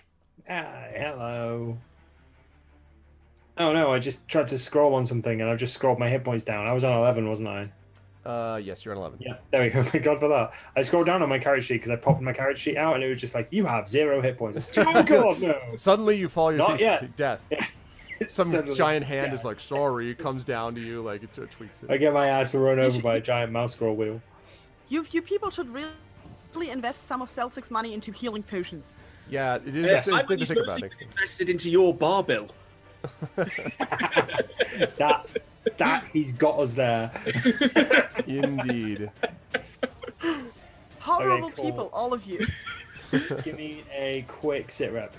How many people are around me? 3 bugbears near you, 5 running away. There's 1 who's a little bit hurt. Right, I'm That was gonna the go one pick that him. Greta hit with the flame. That was the one that was attacking Celtic, right? Yes, correct. Now it's all sort of, you're all of a piece, but yes, that was... Okay, cool. So there's no disengagement, re-engagement. really, that's all no. Cuff and pull.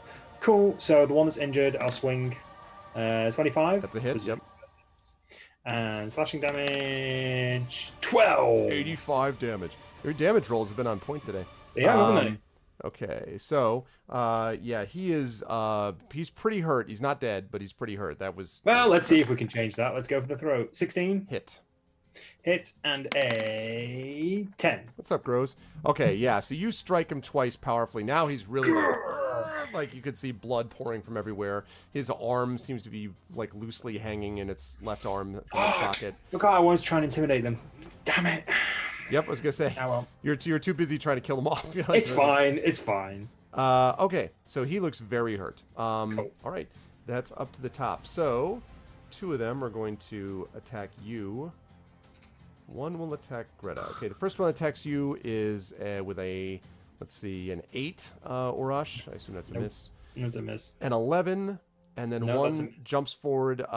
Actually, sorry, Greta is running away from them, so they're not going to pay attention to that. They're going to pay attention to Celsig, and they will get a 23 on Celsig. Oh God, you just got healed. Yep. Yeah. That's 11 points of damage. These guys And pack I a will- wallop. At the last second, I managed to just twist aside and take it on my arm and side with an uncanny dodge. Okay. Nice. So that means you're talking about 6 points of damage instead. So you're at 15. Yep. Lovely. Okay. So you got 3 on you. The other 5 continue to run. They are starting to not vanish from sight, but they're starting to, be on the Pretty distance far there. That leads us to Greta. So now you are running after them, you said, yes? Yeah, I mean, I guess that I'm like at least a few feet past my companions, so I don't see what's happening behind me. Right. You just hear And a I lot of just- grunting and yelling. We're fine. Yeah, I will just assume they can take this. They are wonderful people. They can do it. So I'm running behind the 5, because of course I can take 5 bugbears. What could happen? So Yeah, I'm just sure. running. Okay, so you're running after them. Now, one thing Yes. is that they seem to be running. I mean, you don't know whether you're going to be able to catch them on foot as you're running, because it seems like they're running faster because of the length of their strides than you can. We'll see if that's the case. You've Gosh only been darn trying for a little bit, but it. okay. So you. If they are in 60 feet, I'm gonna do a thing. No, right. I know. The problem is they're not. They're about 150 feet, plus out of your range at the moment. So, because they were running for a while before you got there, but they're. Wait, if they come into range like 120 feet, tell me that. Okay, I will tell you that. That's fine. Okay, Celsig, you were up. Stick with the plan. I'm going to focus on the one that's most damaged and attempt to pull off another sneak attack. Okay. Think you can do that? Okay. I will get them. Combat. 16 with the rapier. Hit. And a 14 with my short sword. Also, let me see. No, that's a miss. That's a miss. Okay, rapier with sneak attack. That is... Hang on. Is that 11? Is that 22 or 11? I'm confused myself. Yeah, that's 22 points of damage. 22. Yeah, wow. Yeah. So you just so you literally like pierce through basically his heart, like whoosh, whoosh. And so the effect from a distance is basically Urash knocks the hell out of them and pushes into your rapier. So like slash, and just like hit from both ends that just like folds to the ground, like just hits his knees and then pitches over. Okay. We're a meat grinder today. There are 2 left. The 2 that are left, they step back a bit, and then they turn around and basically run. Now, you can, if you wish, Urash. Celsig, you can't do this because you're focused on a sneak attack that turn away from them. Me. But Urash, you can, if you wish, get an attack of opportunity on one or the other of them because they're basically just running like hell now. Which direction are they running in? Towards the other bugbears that are running away. So yeah, I'm going to attack them. Do I just get one, or is it a double attack? Just one. Just one. God damn them. Is it advantage? It's not. Well, actually, you can actually attack them twice, but only one of them is my point. You can't. That's can't fine. hit Just both the of them. nearest. Now, do they both look as healthy as each other, or is one like? Yeah, they look equally healthy. These guys Okay, were cool. pretty fresh. What's up, Hilda? I will do a double slash on one of them. I have a 25 hit with 4 points of damage, All right. which is unfortunate. And my second one, Just a flesh wound. just a flesh wound, 21, Hit. and that has 5 points of damage, so 9 in total. All right. Not what I wanted. I would have liked kind of like a Final Destination-esque slicing them into and then sort of a, Yeah, they sort of stumble forward, like cut in twain. kind of stagger forward, but then continue to run. All right. So they are now But I'll booking it out take of the way. The others continue to run. We're back up to Greta. Now, Greta, you have been running after the others, but you hear this grunting behind you, and as you look over, you actually see 2 bugbears that are basically clearly within the range you asked me about, that are like basically running towards the bugbears, not paying attention to you at all. They are running faster than you, but they're in parallel with you. They're not running at you. So, but they're both within 60. I just have like bugbears. Yeah, basically you're like running, and then the bugbears are like, oh, like running ahead of you, like they're You just look to your side. You're like, wait, what? One of them's like, hi. No, I'm just kidding. Hi, how you doing? This is like the most humiliating fight since Celsig fell into that pit. One of them's like, no pain, no gain. Just running. Okay, but the one in front of me, they are not within 120 feet, right? No. But the one that are like passing me by. They're like 20 feet of you, basically. Can I like cast and run? Well, what are you casting? Let's start with that. In that case, I'm just gonna because I'm annoyed. I'm just gonna put a sacred flame into one of them. I don't care which one. One of them looks to be a little more hurt than the other because he looks a little bit. Yeah. He's running a little slower, like he's got some big cut in his back. You recognize this cut. Okay. You've seen these cuts. Yeah, I've seen this cut You've seen this cut before. I know this handiwork, no problem. But if I can keep on running and put like at least a little sacred flame into them, because You can stop and try to cast and then run again. You'll probably only be able to run, like you won't run as far this turn, but you can't Yeah, cast that's it not while because- running. But I'm already losing them because they're faster than me. In that case, I'll just keep on running. okay, so you're just gonna keep booking it. All right, you keep doing that. Celsig, you were up. It's so humiliating. Can I see Greta's pony nearby? In fact, not only do you see Greta's pony, make a perception check for me, please. Okay. One of my Do specialties. it. In fact, do it at +2 because you told me you were looking for him. Okay, that's a 23. Yeah, 23 then. So you're like, I wonder where, Jesus Christ, and you duck down as the pony literally leaps over you and is booking towards Greta. So basically, like super fast. You're like, holy crap. You just miss as this pony goes flying over your head. Now, Greta, you have no idea yet. This thing is running at you. My Towards you. pony is also attacking me. No. No. Running at you doesn't mean running to attack no, you. he's Yeah. going to help. He's I was a coming to- bugbear all along. Yay! You're like- He just stands up and whips the horse mask off. Yeah, exactly. Oh man, my real name is Bugbear. No, he I didn't thought attack your you. face looked a bit rubbery. He's running in the direction that you're running. So that's what you see.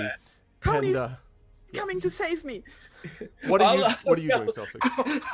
Well, in that case, I'll yell, Greta, found your pony! and start running after it. Okay. So you're booking after 2. There are also the 2 bugbears that are still within range of you, Celsic, but not melee. They are like maybe 30, actually probably about 40 feet ahead of you now, 35, 40 maybe. Yeah, I don't want to push my luck and start using my bow because I'll probably end up shooting one of my friends or the pony. All right. I'm Okay. learning my lessons here. So you are bolting after them. Urash, you have nothing in front of you now. They are just running. God damn. Okay, so I'm going to run after them. However, I'm going to turn to Celsic, who I assume is near me at the minute. Well, Celsic is running too. Celsic Yeah, is running too. Okay. In my mind, I'm probably at the back because you were able to get off after while I was recovering from my awesome kill. That's a good point. Is there any possibility I could pick Celsic up and run because I run faster than he does? Sure, why not? I think that's a good move. Let's do it. Are we doing it? Are we doing the Master Blaster thing at That's last? the spirit of Throw him on the pony. Throw him on the pony. Well, Throw him on the pony. I mean, you know what? He is dexterous. That would be pretty goddamn epic if you tried to throw him on the pony. That would be hilarious, actually. Celsic, you up for that? On the one hand, He my has all luck- his hit points back. Like, Risk it. on the one hand, yes. On the other hand, we really want that dwarf. I do want to say 2 things. First of all, nonstop. Yes, Celsic is still. He's not exactly missing it, but missing a functional one. Yes, pretty much. The second thing is he did get hit. Celsic did again since you healed him, so he's at 15 out of 33. However, you could theoretically, you have it within you, Urash, to chuck Celsic towards the pony. It is possible he could land such a truck.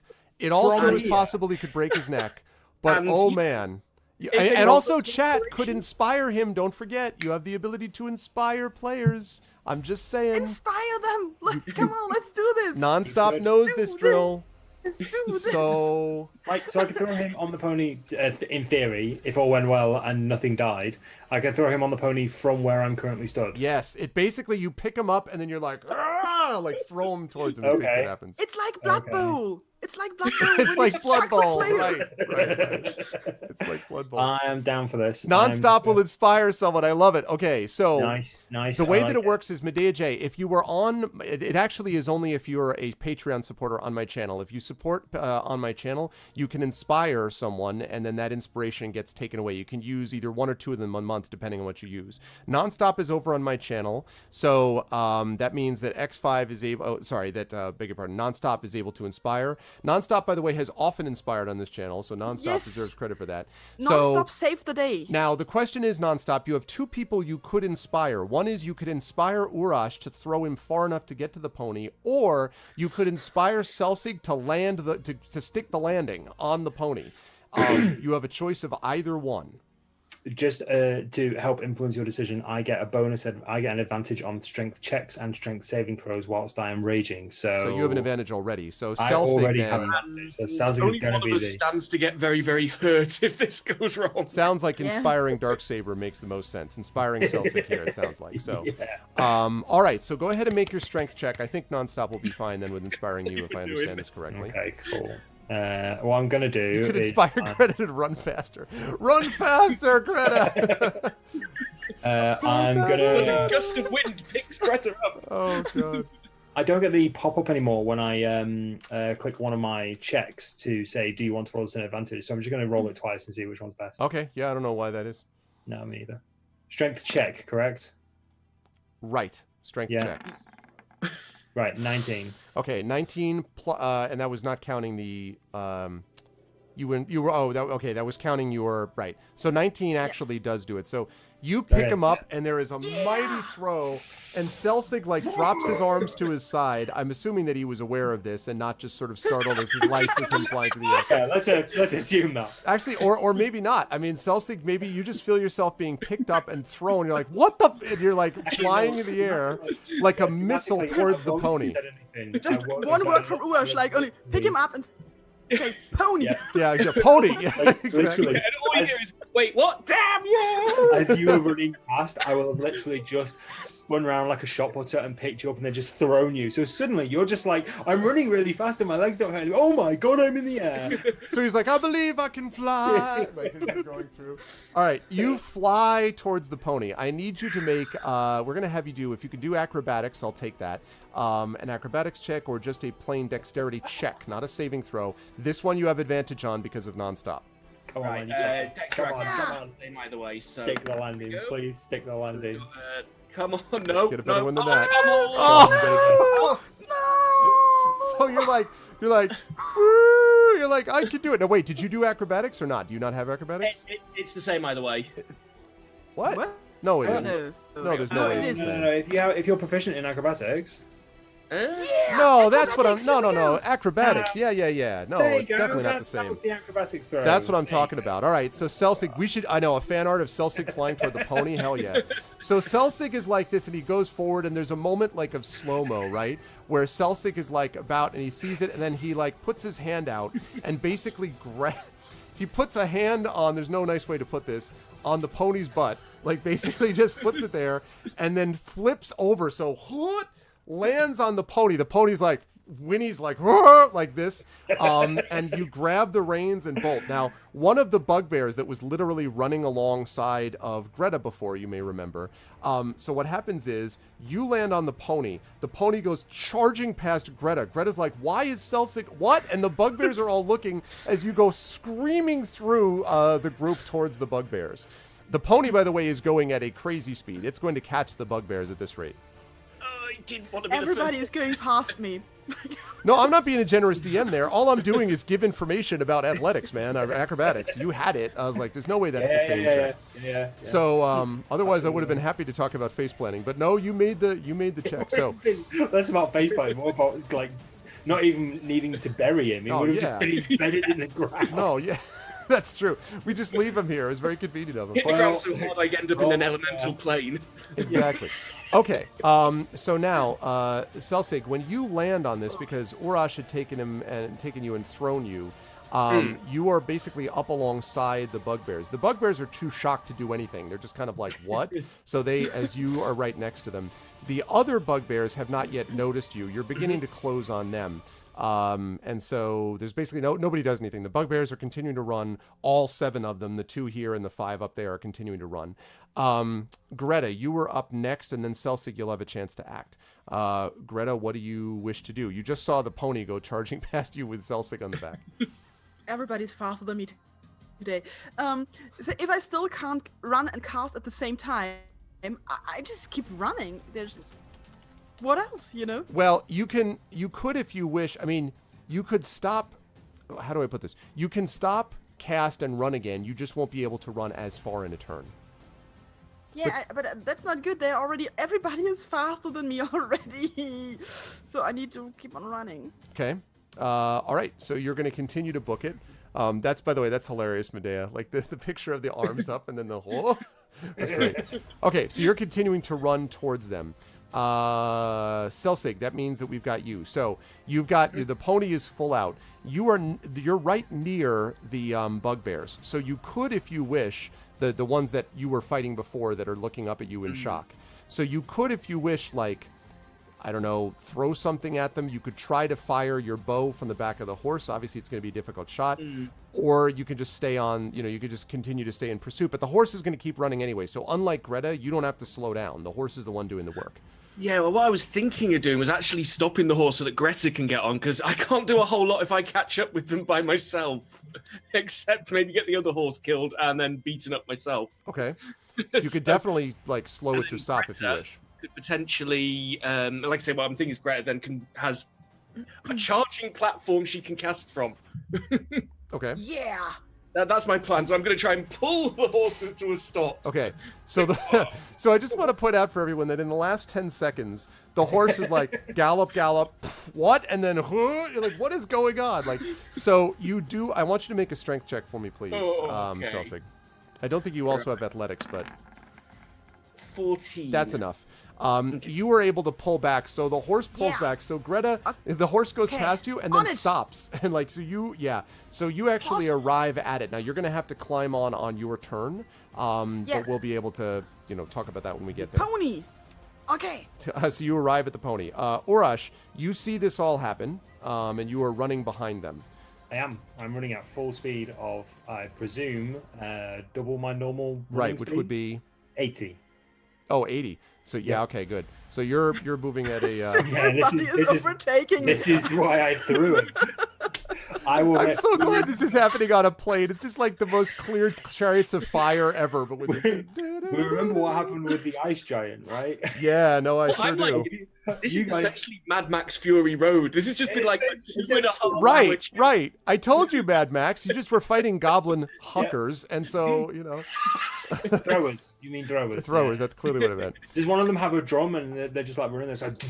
Well, one of them has got a guitar with a flamethrower on the end. By the way, quick note about that. I don't know if you guys heard this before, but the guy who did a lot of the props and stuff for that movie actually went to the director and was like, because he had said, all right, I want a guitar flamethrower. So he makes this badass looking guitar and he's like, here, and the guy's like, that's great. Where's the fire? He's like, what? He's like, no, I want you to actually make a guitar flamethrower. So he actually makes, this is absolutely true, a functional guitar which actually shoots fire because the director wanted the freaking. So when you see that scene in the movie, that's a straight up legitimate thing that exists. There is a guitar flamethrower in the world. Like, nice. This is the coolest thing I ever heard. I'm like, that's awesome. Anyway, okay, so Greta is willing to learn the guitar for that. yeah, right. I mean, like, oh my god. So Urash goes like charging past all of you. I just love the movements. Forward, back, horse stops. Urash, this like runs past you. And we're in formation, charge. Yes, like vector formation. Okay, so now it is their turn. The bugbears nobody's paying any attention now except just trying to get the hell away from you guys. So that is why they're booking. Why does everybody do that? Seriously, X5, right?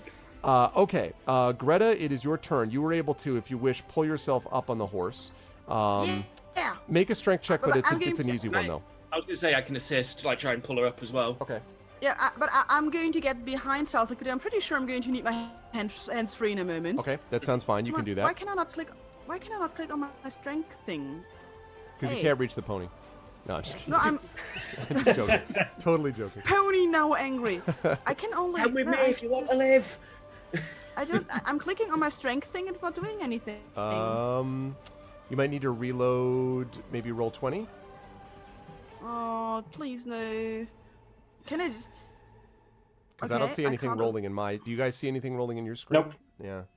Nope. No, it's not taking it. Well, I've got a 16. Can I just roll something? I just rolled mine to make sure that it works, so it is working. Okay.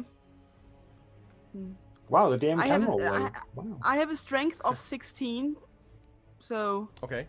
Can I just roll something? Yeah, you could. Yeah. Go ahead. Just roll a d20. Add your strength bonus. I think that's probably +2. I think. I think that's. No, yes. I think so. 17 would be 3, probably. I think 16 is 2. Yeah, well, 15 is definitely 2. So if I just up mine to 16. No, it's 3. It's 3. I've got a +3 on strength. I don't want to take away a point from you. I've got a +3. It could be an all-important point. There we go. Well, there you go. Yes, you were able to pull yourself up without much trouble. Onto the back of I'm this on a pony. horse. Okay. All right. Okay. That leaves us to Selsig. Now, Greta, you basically just moved. If you want, you could hold a spell in reserve and cast it when you get within a certain limit, because Selsig is going to be going next, so you couldn't hold that spell and cast it. The dwarf carrying bugbear. How far away is he currently? Good 130 feet or so away from you. So I'm going to get. Okay, in that case, I'm going to hold a guiding bolt. Okay. For when you get within range of him, right? 120? As soon as I'm gonna range in. range of him, I'm going to shoot on that bugbear. Got it. Okay. Okay. All right, you get up on top. You get ready to do that. Celsig, assuming you start the horse up. Yeah. Okay, so you go forward. The horse springs into action. The Norbeck was not lying when he said these were horses bred for this. This pony is pretty fast, and also probably terrified with the last 5 minutes of its life. And so you are bolting on it. If you'll pardon the pun with Greta's bolt, you are moving fast on it. So you still have the two bugbears that are now a little bit ahead of you. Those are the ones you'd originally been fighting. At a much farther distance, you have the 5 bugbears. So that's the situation that you will face. Yeah. With the two running, they weren't injured at all, were they? One of them is, yes. One of them was is. hurt by Urash when he tried to run. Right. Because I'm thinking I could try another color spray as I'm passing them. Yeah, I'll try another color spray as I'm passing them then. Okay. All right. So, will the pony ever trust Celsig again? It's exactly. If the Twitch gods grant it. There you go. So, no, that's not right. 31? No, that's right. Yes, That's right. 60 10. That's right. Yeah. 31. Okay. HP starting with the lowest. All right, so it now definitely you see it roars, put its eyes, kind of stumbles. It's still running, but it's going slower now. Were you doing this on the injured? Oh, that starts with the least first, right? Starts with Okay, least, yeah. So the one that was hurt is definitely like stumbling around. The other one continues to run though. And okay, so that's that. Greta, you now at the end of this turn are close enough that you could get off this guiding bolt on the one with Okay. the weevil. Okay, here it comes.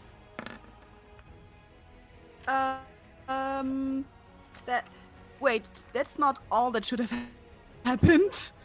Because the guiding bolt is actually a ranged spell check, and I don't see it. Did it do a ranged spell check? Yeah, it did. Because Yeah, you got that 11 should plus be the- 6, 17. I think that's right. So Okay, and that then hits, then by it the should way. be 4. Okay, then I have 4d6 radiant damage. All right, How go do ahead I and roll make it that. do that? I will just roll that. 4d6 radiant damage. Come on, roll it. 13. Okay. And the bugbear is now slightly glowing. And just for my companions to know, this is now a really easy target. So somebody who also tries to hit it would get an advantage. All right. What's the rough distance between us, me and Greta, and the sack carrying bugbear right now? Well, I have some good news for you, because when you strike it in the back of the head with this guiding bolt, the resulting impact causes it to drop the sack. So it actually Don't run it drops the sack on the ground. Don't run it over. And there's a poof, like lands on the ground. No, it's still a good distance away. So it basically stops, looks around. A couple of the others stop, looking sort of confused. They're still a good 100 and probably, maybe 100 feet away from you. But now some of them are sort of turning around and looking. So you might get a lot closer depending on how fast you guys move in the next turn. This just happened within the last second. So you'll see what happens going forward. Okay, and that leads us to the bugbear is only glowing for 1 turn if I get it right. Got it. So not Okay. not glowing long. So just a short glow. Okay, I made a note on that. Good. Okay, Urash. Sorry. Yes, Urash, because that was a held spell by Greta. So Urash is up. Okay, so how far away are people from me right now? So you were charging beyond them. Now you're probably only about 70 feet because you were running while they were, or maybe 80 feet, let's say, because you were running while other people were stopped and whatever. And some of them have now stopped. You see that the sack has dropped to the ground and that there's something is struggling to get out. I'm running towards the sack. Okay. All right. So okay. Again, Sounds good. sprinting Rush 80, overtakes the 80 pony. feet. Yeah. Okay. So they note this, and the other bugbears sort of turn, and they start, and they sort of, there's some shouting yells, and they start to run towards you, including the one including the one that dropped the sack in the first place.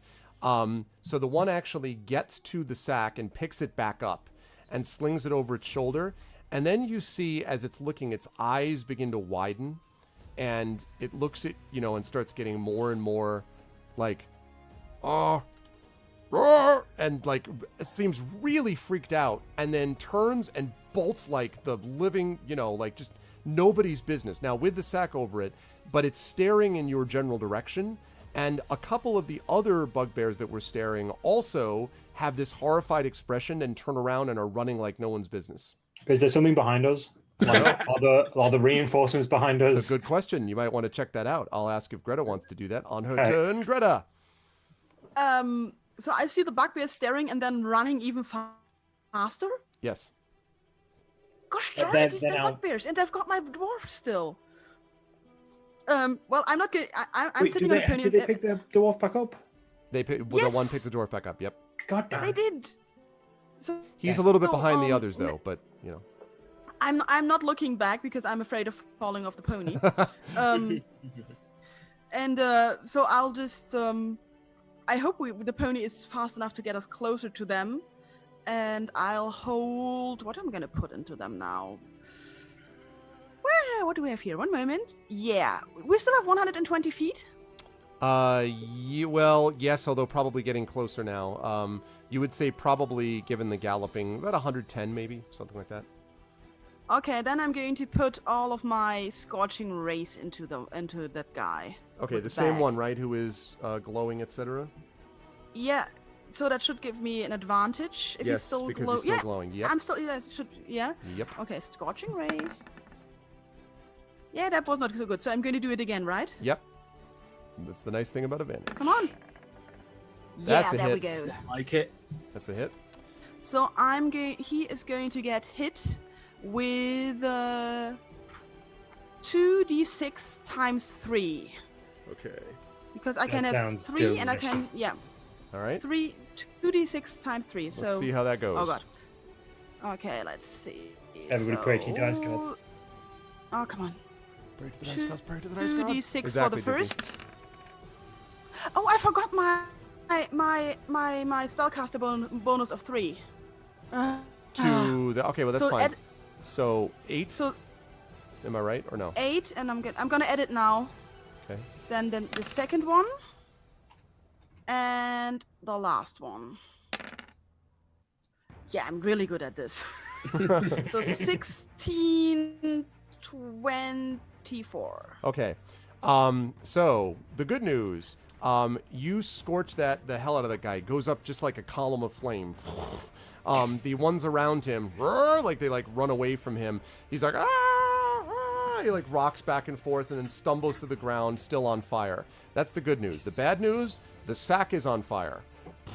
Sack is just like flaming. You hear this like shrieking from inside the sack. This was why I wasn't using arrows. Drop and roll. he's in the sack. He's I am surrounded by burning material. How do you think it's going down? It's going to work out. It'll be fine. No worries. Oh man. It will work out. I'm sure it will work out. All right, Celsic, you are shouting. Celsic, you are galloping forward with Greta with you towards this flaming sack, and there's also some bugbears left, although they are not paying attention. All I can really do is carry on for the sack. Am I likely to get within 30 feet during this movement? Of the sack, let me think. Yes, I would say so. Okay. In that case, I will ready hideous laughter to fire it off at anyone who goes to try and pick the sack up again, even though it is on fire. Okay. Yeah, right now they don't seem like they want to do that. Right now they seem like they want to run like hell. Yeah, consider it a precaution. Okay. So you will do that. That leads us to Urash. Right, still booking it at 80 feet. How soon can I reach that sack? So you probably could. I think you could with it, and you see it's on fire. Probably by next turn. Probably by next turn. Okay. You might be able to. Let me think about that. Actually, no, I take that back. I think you could actually make this turn because you were already not that far. Yeah, you could probably make it this turn. Is this like a small fire, or is the entire sack on fire? This is decidedly not a small fire. Did you hear how much damage she did? It's like the time we set the town on fire. Yeah, It's fine. I was kind of hoping it would be enough for me to throw a water skin on it and like it hit it and put the fire out. It is fine. I've got a plan. It's fine. I Right, have a the cloak. sack is not a big sack, so in fairness. Yeah, no, I have a cloak, but I'm not at the sack yet. So that's another few seconds. You'll be able to get to it probably, like, you'd be within range of being able to throw something at it, probably. Like right now. Yes, I would say by the time you get to the end of this turn. If you now you're double moving though, or this is a single move. Because if you double move, the answer would probably be no. You wouldn't be able to throw something on it. But at the start of the next turn, I would be able yes, to for sure. touch said sack. For sure. But let's say, for example, if I did my normal 40 feet run, and then decided to try and throw my Depends on what you throw. very heavy wintry cloak. Yeah, that I sure. got Your from Northern Realms. your discus style cloak. No, Yeah. that's not gonna. The thing is, you could throw it and it'll like it's not gonna go that far. Even if it did, it wouldn't be spread out when it got there. It would just be like a pile of nothing. Then, other than my water skin, I don't have anything that will help. Okay. So then you're gonna have to wait then. But you have your cloak out to basically toss it over. Yeah, well, I'm wearing it, so Okay. Oh, right. Okay. Right. it's on me. So got it, Yeah, got it, it will be easy just to like pull the string or the clasp or whatever, and then just. Okay. All right. So it is the bugbear's turn. They are continuing to bolt. And you get the impression why, Greta, as you were looking at the bugbears, which are still running away, you're sort of shocked and a little bit troubled to see a javelin go right through the throat of one of the bugbears, and it certainly didn't come from any of you. It stumbles forward, and then you hear this great shout, and now you see why the bugbears were reacting, because at least 6 horses with people on them come riding past you with javelins flying. The bugbears are screaming, and at the front of them, actually, you see this person who is riding at the front of the horse and says, "Thanks for holding them back." And it's Arstatska, the half ogre, who is on this rather disturbed looking horse, because a half ogre on a horse. It's a big horse, but still. And is kind of like, galloping ahead. And apparently she was the one who threw the javelin. And that was quite a throw, because it went straight through the armor, like the whole business when she threw it. There are a bunch of them around them. And the bugbears at this point are just like horrified, staggering forward around, wherever they can get. And Urash is now aroused. I am That's fine all with I'm this. saying. Yes. Okay. She's my friend. Greta, you were up. We're still in initiative. You are now Okay. closing in on the sack. The Okay. horse is closing in on the sack. Am I within 30 feet of the sack? I would say Yes, please. yes. I would say that you're within Okay. 30 feet of the sack. Yeah. No problem. I'm gonna let it rain because I learned create water. Making it rain. Really? Yes. You're just I admitting did. the original sin too. Come on, this is fan Absolute. service. Jesus. So, the water You see falls this, as a- Larian? Look at this. within 30 feet, I can now create a 30-foot cube of rain, extinguishing exposed flames in the area. I Bam. love it. Okay, Nice. so what I like the image of too is that you do this, the water comes down just as Urash was like taking his cloak and like ready to Yes. dive. So the image I have is that he splashes, and then a second later Urash impacts with his cloak on the damp, already wet, and so he's just lying there much. with rain pouring on top of him. Whatever is inside the sack is currently not moving, by the way. And Is it I'm still gonna do making it with noise? like a shout, like rain. Yeah. Rain, the power of rain. I thought it was gonna be like, rain on me. I was assuming it was gonna be something like that. But anyway, that's fine. Rain works. I dig it. So yes, we'll get yourself out of that. Nice face, Greta. Nice face, Greta. I like it. That was Greta's no face. I like it. Didn't like the no. What about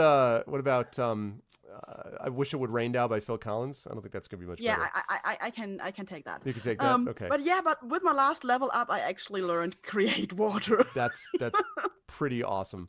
All right, let's get some windswept plains up here, and let's get some of this up here. But I did not hit the sack. He should be fine, really. Okay, there we go. You do that. The sack is there. We are now out of initiative, I'm going to say. The bugbears are being pursued by the remainder of the crew from Xantharal's Keep. And whatever, as I said, is inside the sack is not moving and is now damp. Yeah. Well, I'm gonna drop beside the sack and open it Okay. because let's have a look what's inside. Okay. Inside, you see a badly injured and scorched figure of Larg, the dwarf that you had seen inside the stable.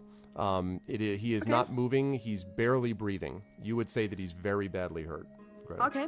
Is Urash close? Like, Yes, Urash, you hear the screaming within sounds of 60 Urash, who's very close. Yeah. Oh, actually, no, not even. I'm sorry, he's right next to you. Yes, Urash is literally lying on the ground next to you after having, dropped this cloak on top of him. So, yes. I arrive with the cloak just as he's like doused in water, and I'm like, oh, that went better than I expected. This entire thing took about 2 minutes of real time. I just want to be clear. Like that's how fast, that's how combat works. And if we were playing 4E, it would be done in another 3 sessions. Hey-oh! But no, not anymore. I'm gonna kneel down beside the sack, like if I was in prayer. Okay. And I'm going to put a prayer of healing into the guy, into Urash, and into Salsik, if I can see them all. Yes, I think you can do that. So that's I would say I'm not that near death. If you want to if it'd be better to just focus on the guy who's nearly I don't dead. know. The thing is, it says up to 6 creatures, but it doesn't say that I can choose the same creature twice. Yeah, no, Okay, you can't. It's no. like it's basically an AOE heal. So Yeah, so no, I fine can. then. So it's cool. 2d8 plus 3 for everyone, all right, let's see what you get. including me. I'm a creature and I can see myself. Yeah, that's true. So 2d8 also, plus- so is the bugbear. He gets back up again. no. I feel fantastic. So it's So 2d8 plus 3, but you're rolling it, obviously, Greta. 'cause, okay. yeah. I'm so first for the dwarf. No, this is for everybody. I believe everyone is affected by it equally, if I'm not Okay, mistaken. then that's no Yeah, I problem. think Then so, we have this. So This is 17 for Wow. everybody. Wow. Wow, that was a bloody good roll. That is a nice Yeah. heal. Yeah. All right. There we go. Okay. Let's see. We so should not do more fighting today. I'm just gonna say it in case somebody wants to. I fine. ran out of I'm like- spell slots and I never use my spells. I feel fantastic. Celsig, you're 32 out of 33 now. Is Yes. that right? Greta's maxed out, I believe, at 33. Yep. Urash should be at 28 out of 57. if not That's mistaken. me. Okay. All right, good stuff. And you also see the eyes flicker open of Larg.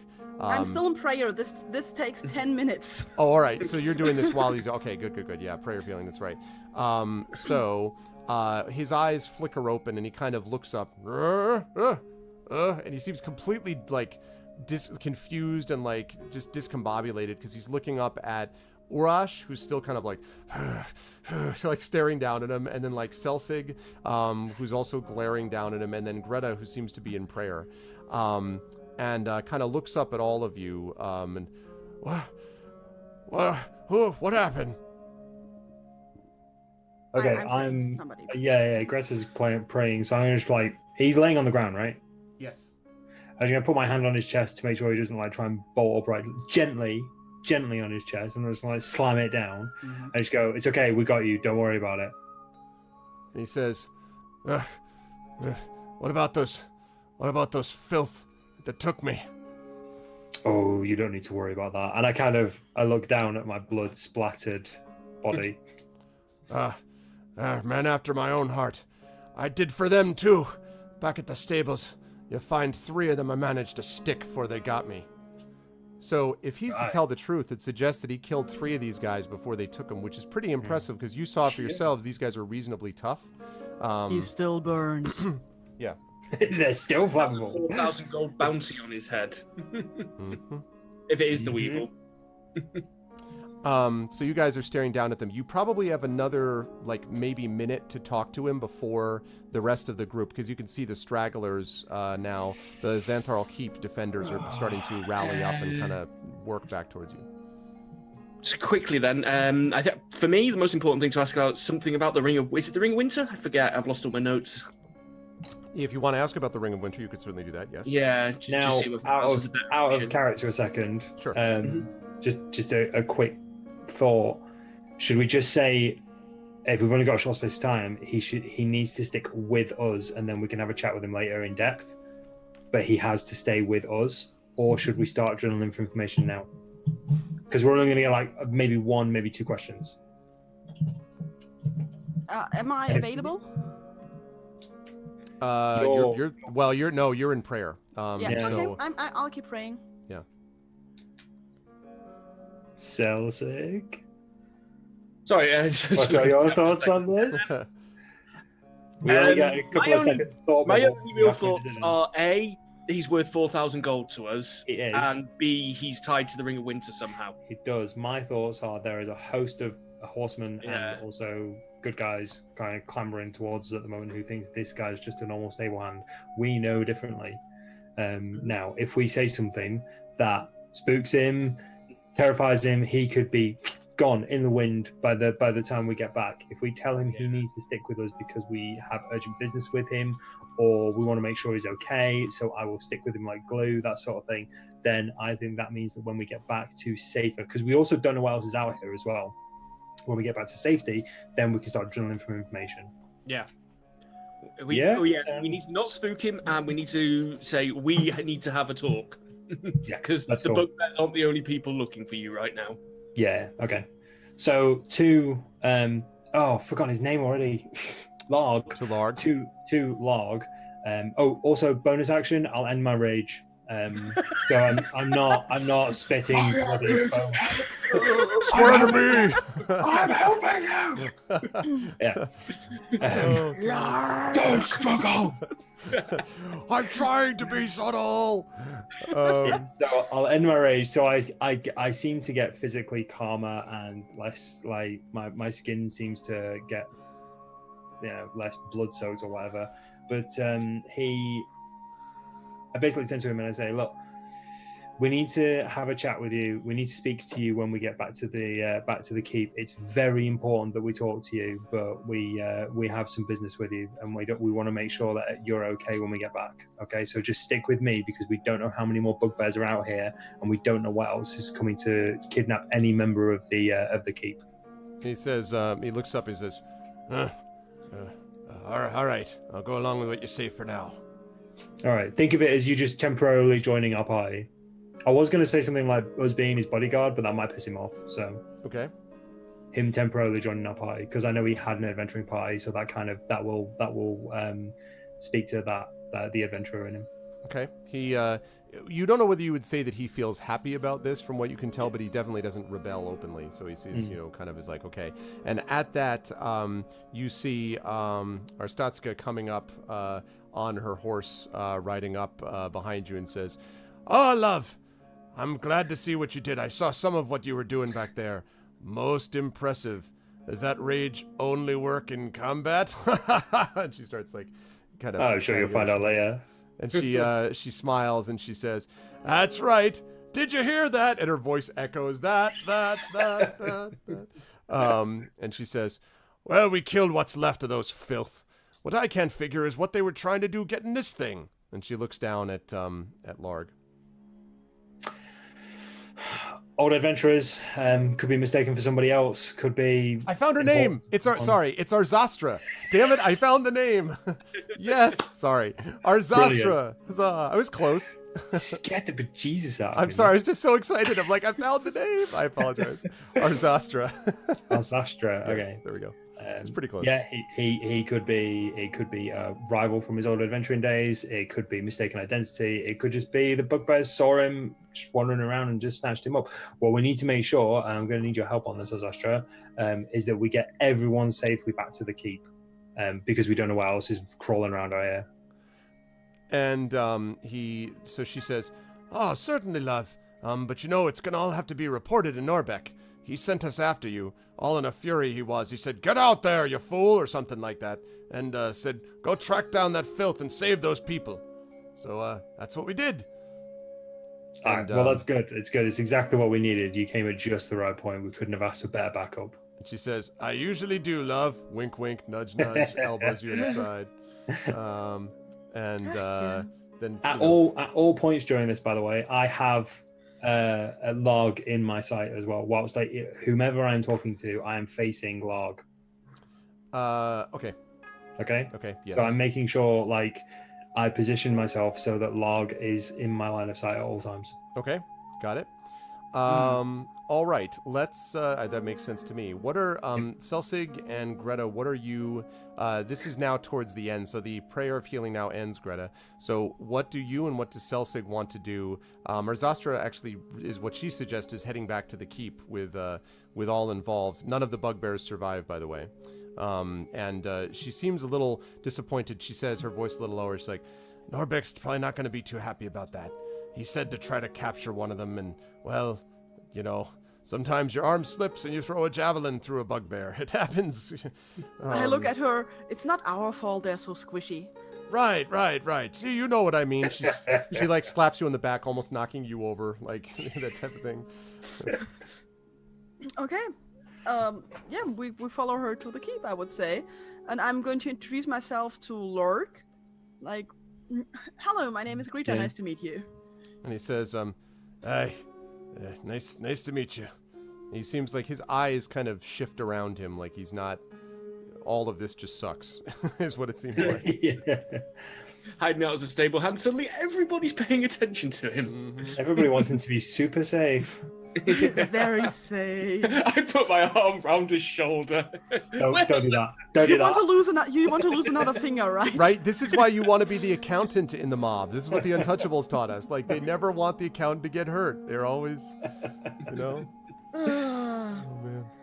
Yeah, let's get back to the keep. Okay, cool. So are we heading back to the keep? Yes. So you pass by the, of course, the Sorry. only, besides dead bugbears, the only other dead thing that you pass, of course, is the horse, which is lying on the ground with its leg cut underneath it, and lies there. And Arzastra sort of Poor horse. shakes her head and says, "That's a bad one, that is.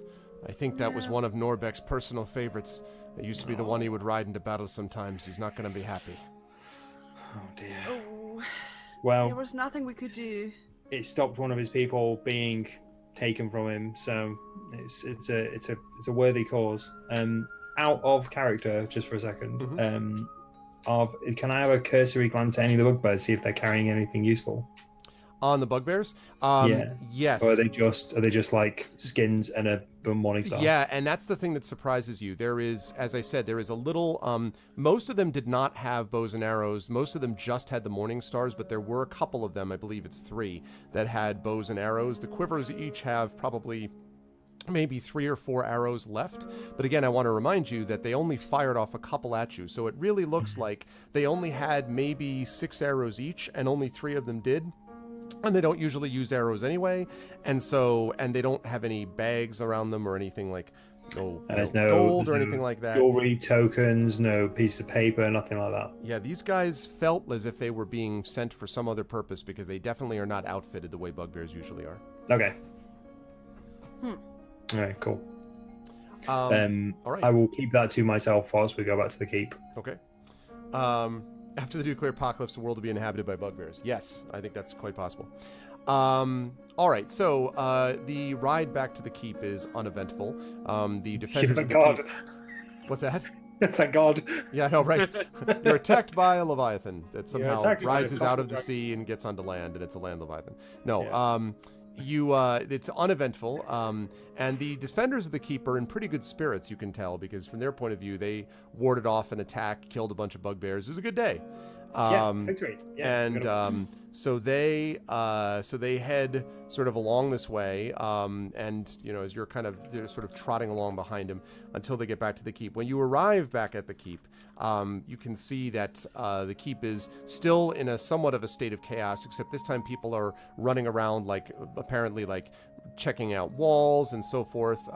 There is a horse that goes galloping by you at great speed with someone on its back. And as Arzastra sort of turns to look, and she says, "That's one of Norbeck's men.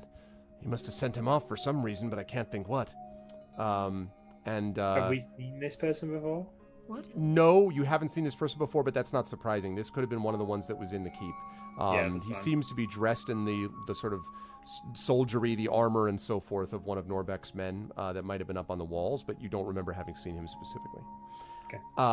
When you get back up to the fort, the gates are, of course, still open, and you ride through them. There's a great shout that goes up, a great cheer when they see the 3 of you. A lot of people surround you, kind of clap you on the back. One of them tries to shake your hand, Selsig, and you're like, oh, that type of thing. And you hear like, I always knew they had it in them.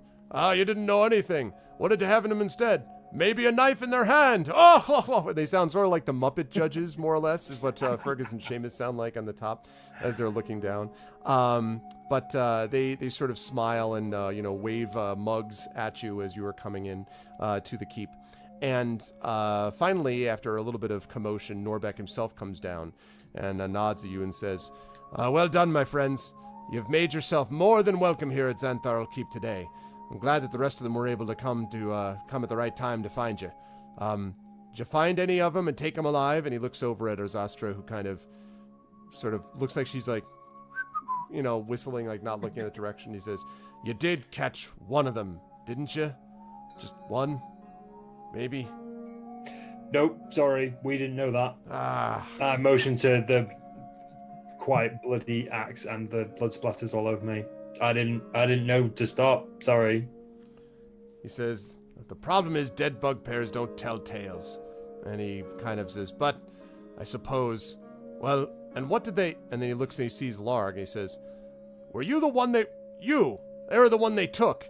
And Larg is kind of looking at you, his eyes dart back and forth, and he says, all right then, you're going to tell me right now why they were coming to get you. Tell me right now. And he's like walking at him like very like, sort of strongly, and up at him. And Larg sort of backs up and says, I'm under their protection, under their protection right here. And he kind of is like right next to you, like Urash, like, and kind of like pointing him. He says, they said they'd protect me. It's the law of war. It's the law of war now. And Norbeck stops and looks up at you, Urash. I look at Urash. You said what?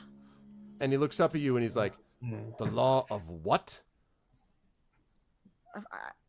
What? He's looking at I never mentioned the law of war. Okay, that's not something I mentioned. What I did say was the fact that we didn't know how many bugbears were out there, and we wanted to make sure that he was safe. Being a stable hand, I mean, fair enough. He said he took out one or two of them while they were trying to take him, but we wanted to make sure that he was okay getting back, and the rest of the people you sent out as well.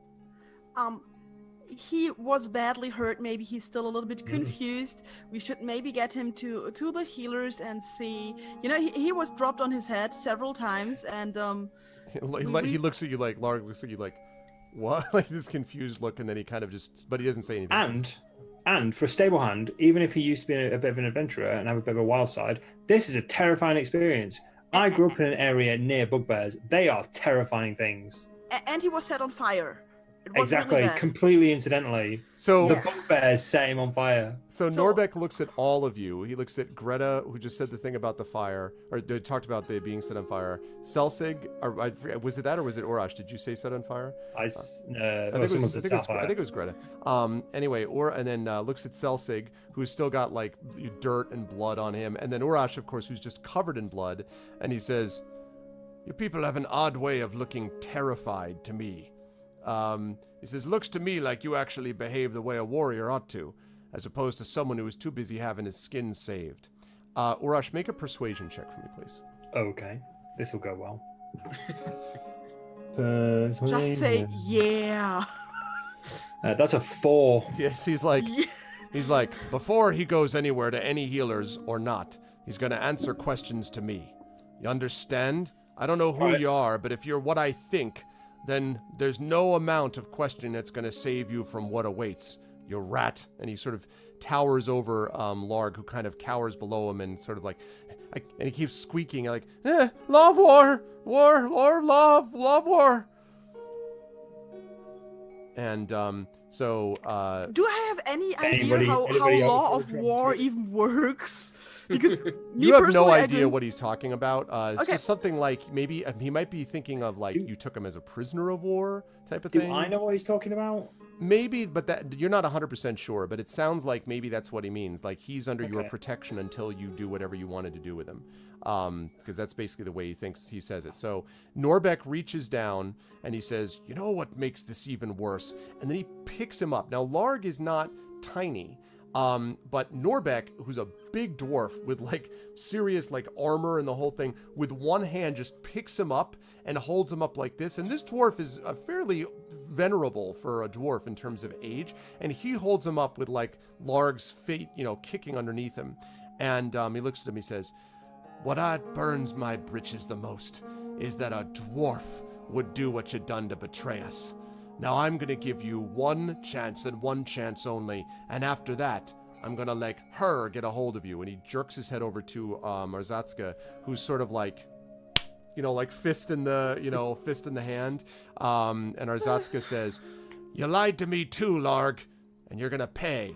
And so he holds it up, and Norbek sort of looks at all of you and says, "Now explain to me why I shouldn't do everything I can with this one. He's not going out of my sight. But if you don't explain things to me, I'm not going to let him in your sight either. I'm grateful to what you've done to save us, and you'll be properly rewarded.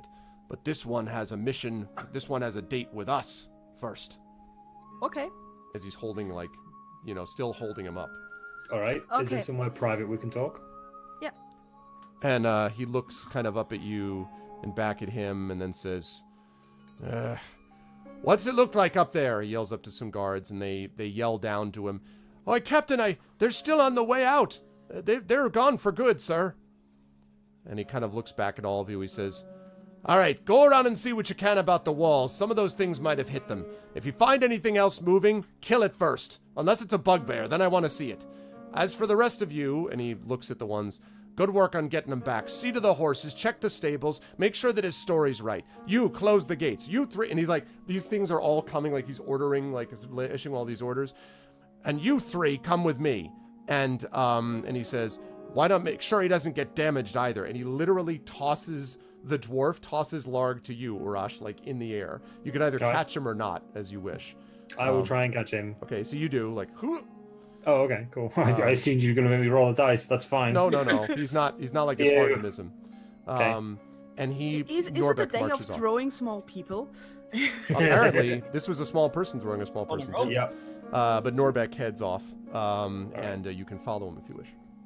Okay. Yes. Yeah, absolutely. All right. So as you were off, Arzatska pulls you aside and says, "Urash, my love, I gotta go back and see what's going on with the inn, but make sure you stop by and see me later. And also, if you get a chance, well, give Larg a kick in the side for me too. That son of a, well, he deserves whatever he gets. He lied to me too."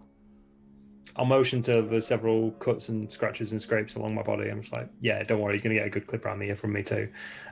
I'll give her a kiss on the cheek. I'll say, "I'll see you later." "Sounds good. I'll tend to those wounds and anything else later." And he, It's a date. I do wonder, why is everybody like, this is Lork's fault? I didn't even know why they're thinking that, but we're gonna find out, I guess. Mm-hmm. We're after him for one reason, but we don't know what they think they know about him. Yep. Yeah. We think we know something. We don't know what they think they know. Well, we're after him because we were told he's stolen some stuff, which may include also this Ring of Winter, which has got the giants riled up. Yeah, which can maybe help us solve the giant situation. Yep. And Yeah. the only thing you know is that that Norbek apparently is suspicious as to why they were taking him in the first place, why he was in a sack, and why he survived.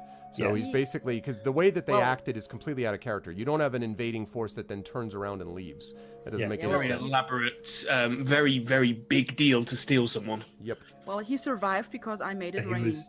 Yeah, absolutely. So he And owes if you. He owes had us. set it on fire, you wouldn't have had to make it rain. That's semantics at the end of the day. I If we saved hadn't have his set him on life. fire, Also, if he we set him on fire, didn't forgot see about who it. set him on fire. He Just- was in yeah. the sack. He just saw me. Good point. Hel- He He still just thinks saw it's me the healing bugbears. him. He just saw me healing him. It could have been the bugbears who set him on fire. Nobody saw me doing it except you It's a good two. story. Let's go with that one. Whoever is better at persuasion, go with that one. Zelsig. Yeah, I I'm don't not know what you lying. think. Seriously, I will lie for the greater good because I'm chaotic good. I will lie my ass off for the greater good. And this- Yeah, I can't do that. There is no greater good than the truth. I'm okay at deception, but persuasion is not my thing.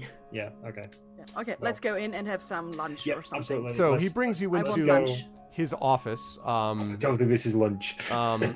He brings you into his office. Now, the thing that you notice about his office is that if the outside of the keep was chaos while all this was going on, the inside of this is orderly, like very orderly. There is one table in the middle, there's a chair behind it, there are a set of papers stacked neatly, there are a couple of maps behind it. One of them looks like an actual version of the Sword Coast map, which you folks can see on screen, but there's also a what looks like a map of the keep, like a top-down sort of blueprint type of thing, and then the surrounding area as well. You see that there's actually a lantern and stuff like that, and also sitting on a stand as you walk in is a brown feathered owl, which is sitting on this sort of perch, like as bird perch, as you walk in, and whoo, as you first come in, kind of looks at you, its head tilted, but looks at you with very sort of intelligent eyes, not sort of distant, but like almost kind of looks at you piercingly as you guys enter the room. And there's a few chairs on the other side of the desk from him. He sits down heavily and he says, all of you, he's like, I don't have room enough for all of you. Not that he deserves a chair, but put him in one of them. And he kind of gestures at the middle chair. So Urash, if you want, you can do that. Yep. Okay. I'll motion him to the middle chair. All right, so he sits down. I'll stand behind him as well. Right, he kind of looks above his shoulder at you and then looks back. And then there's a couple of chairs that you could theoretically, Greta and Celsig, sit in if you wanted to. I want to sit, totally. Yeah, I sort of collapse into one. Okay, so I feel great, by the way. I feel absolutely fantastic. Yeah, no, this is great. I mean, this is a good workout, Yeah. So Norbeck leans back in his chair and he looks at Larg and he says, all right, let's start with the basics. I want to know why it is they came after you, why they took you, and then why they broke off the attack. Who the hell are you? You're not no stable hand, that's for sure. And Larg says, I don't know what you mean. I'm just a victim of circumstance. No one knows anything about me. I'm just a stable hand. I told you. I've been unlucky. And the one says, I have heard all about your unluck. You seem to have a tendency of getting lots of people killed around you, Larg. First, it's a group of adventurers with a blue dragon. Not that we've heard any tale of a blue dragon flying around these parts. Then it's, I accidentally ended up in a sack. What's more, you haven't explained this. And he puts a couple of bloody daggers on top of the table. And he says, these were found next to the body of a couple of dead bugbears in the stables. That's awful fine work, I'd say, and not nearly as fine as this. And he points to, there's two axes that are sort of hanging at his belt. He says, the other one we couldn't even bring in there because there was nothing left of him by the time we got to him. He was slashed up for good. Now, 13 bugbears, for you to fight back against them tells me one of two things. Either you're brave or incredibly stupid. Or, and he sort of leans forward, maybe there's a third reason. You're desperate to hide who you actually are. Now tell me what I want to know, and tell me now! And he pounds the table, the map kind of, like the stuff on the desk, the papers shift. And Laura kind of looks back and says, I ain't got nothing to say. And sort of turns his head off to the left. And Norbeck sort of looks at all of you with kind of a, you tell me, you find out how to get answers from him, or I'm going to take his head off type of look, basically. Okay. Larg, from my point of view, I don't think the bugbears wanted to do something nice with you when you were taking you, and we saved you. I think you owe us. You owe Mr. Horn here, who sent his troops after you, who owe us because we got you out of there. So even if you don't like it, you're in his hand. But we could make the best out of the situation because actually the three of us, we want something from you. And so he kind of looks at you and says, I don't know what you mean. I didn't ask you to come after me. It was nice of you to save me, I guess. I'll do what I can to reward you, but I'm just a poor stable hand. I don't have anything I can do that with. I don't know anything under threat though. He wants to kill me, he does. And he's pointing now at Norbeck. And Norbeck doesn't say anything, just nods tightly, like, mm-hmm. He's like yep, you're not leaving this room. Mm-hmm. It was an awful lot of effort. They organized an army with a separate attack force for just a stable hand. Can you even smell what you're shoveling? Oh, come on. We already knew he's not a stable hand. Do you really think we came after you to just say, oh, look, like that nice stable hand they took? We know where you were because we were sent to find you. Can we just drop Find this? me? What do you mean? Yes. Find me about what? Who? What are you talking about? I'm just Larg. And, You're not going to weevil your way out of this one. See what you did there. So Weevil and Norbeck kind of looks and Just drop it in conversation. he says, what? And his eyes widen. You're joking. Are you joking? He looks at you, Selsig. This? And he points at Larg. This is the Weevil? Yeah. We believe Are so. we sure, or do we just strongly suspect? That's the You're thing. going to need We an answer from believe. Selsig here before Yeah. you guys talk with him. Mm-hmm. He fits a description that was given to us. And His behavior also fits. and he sort of so Norbeck sort of his eyes widen, and then rather inexplicably, well, the Weevil. Now I know why you're so desperate, and I wonder why. And he reaches into his like pile of papers, and he pulls out this sheet of paper, and he says, I don't suppose it'd have anything to do with this, would it? And he slams it down on the desk in front of all of you so that you all can see that it is a proclamation, which looks as if it was taken off a message board from The Witcher 3, right? Like, something like that. With large letters that says, wanted by the city of Mirabar, the Weevil for crimes against the city and state. And then puts up a bounty. Now, the reward that is offered by, let me see. Celtic needs to calculate which reward is bigger now. Yeah, I'm already planning ahead. If they say this much, then Yeah. we've claimed this much was offered. What's that? The reward says 1,000? Well, we were offered 1,500 to track him down. Okay, give me 1 second while I'm getting this down. This is with this.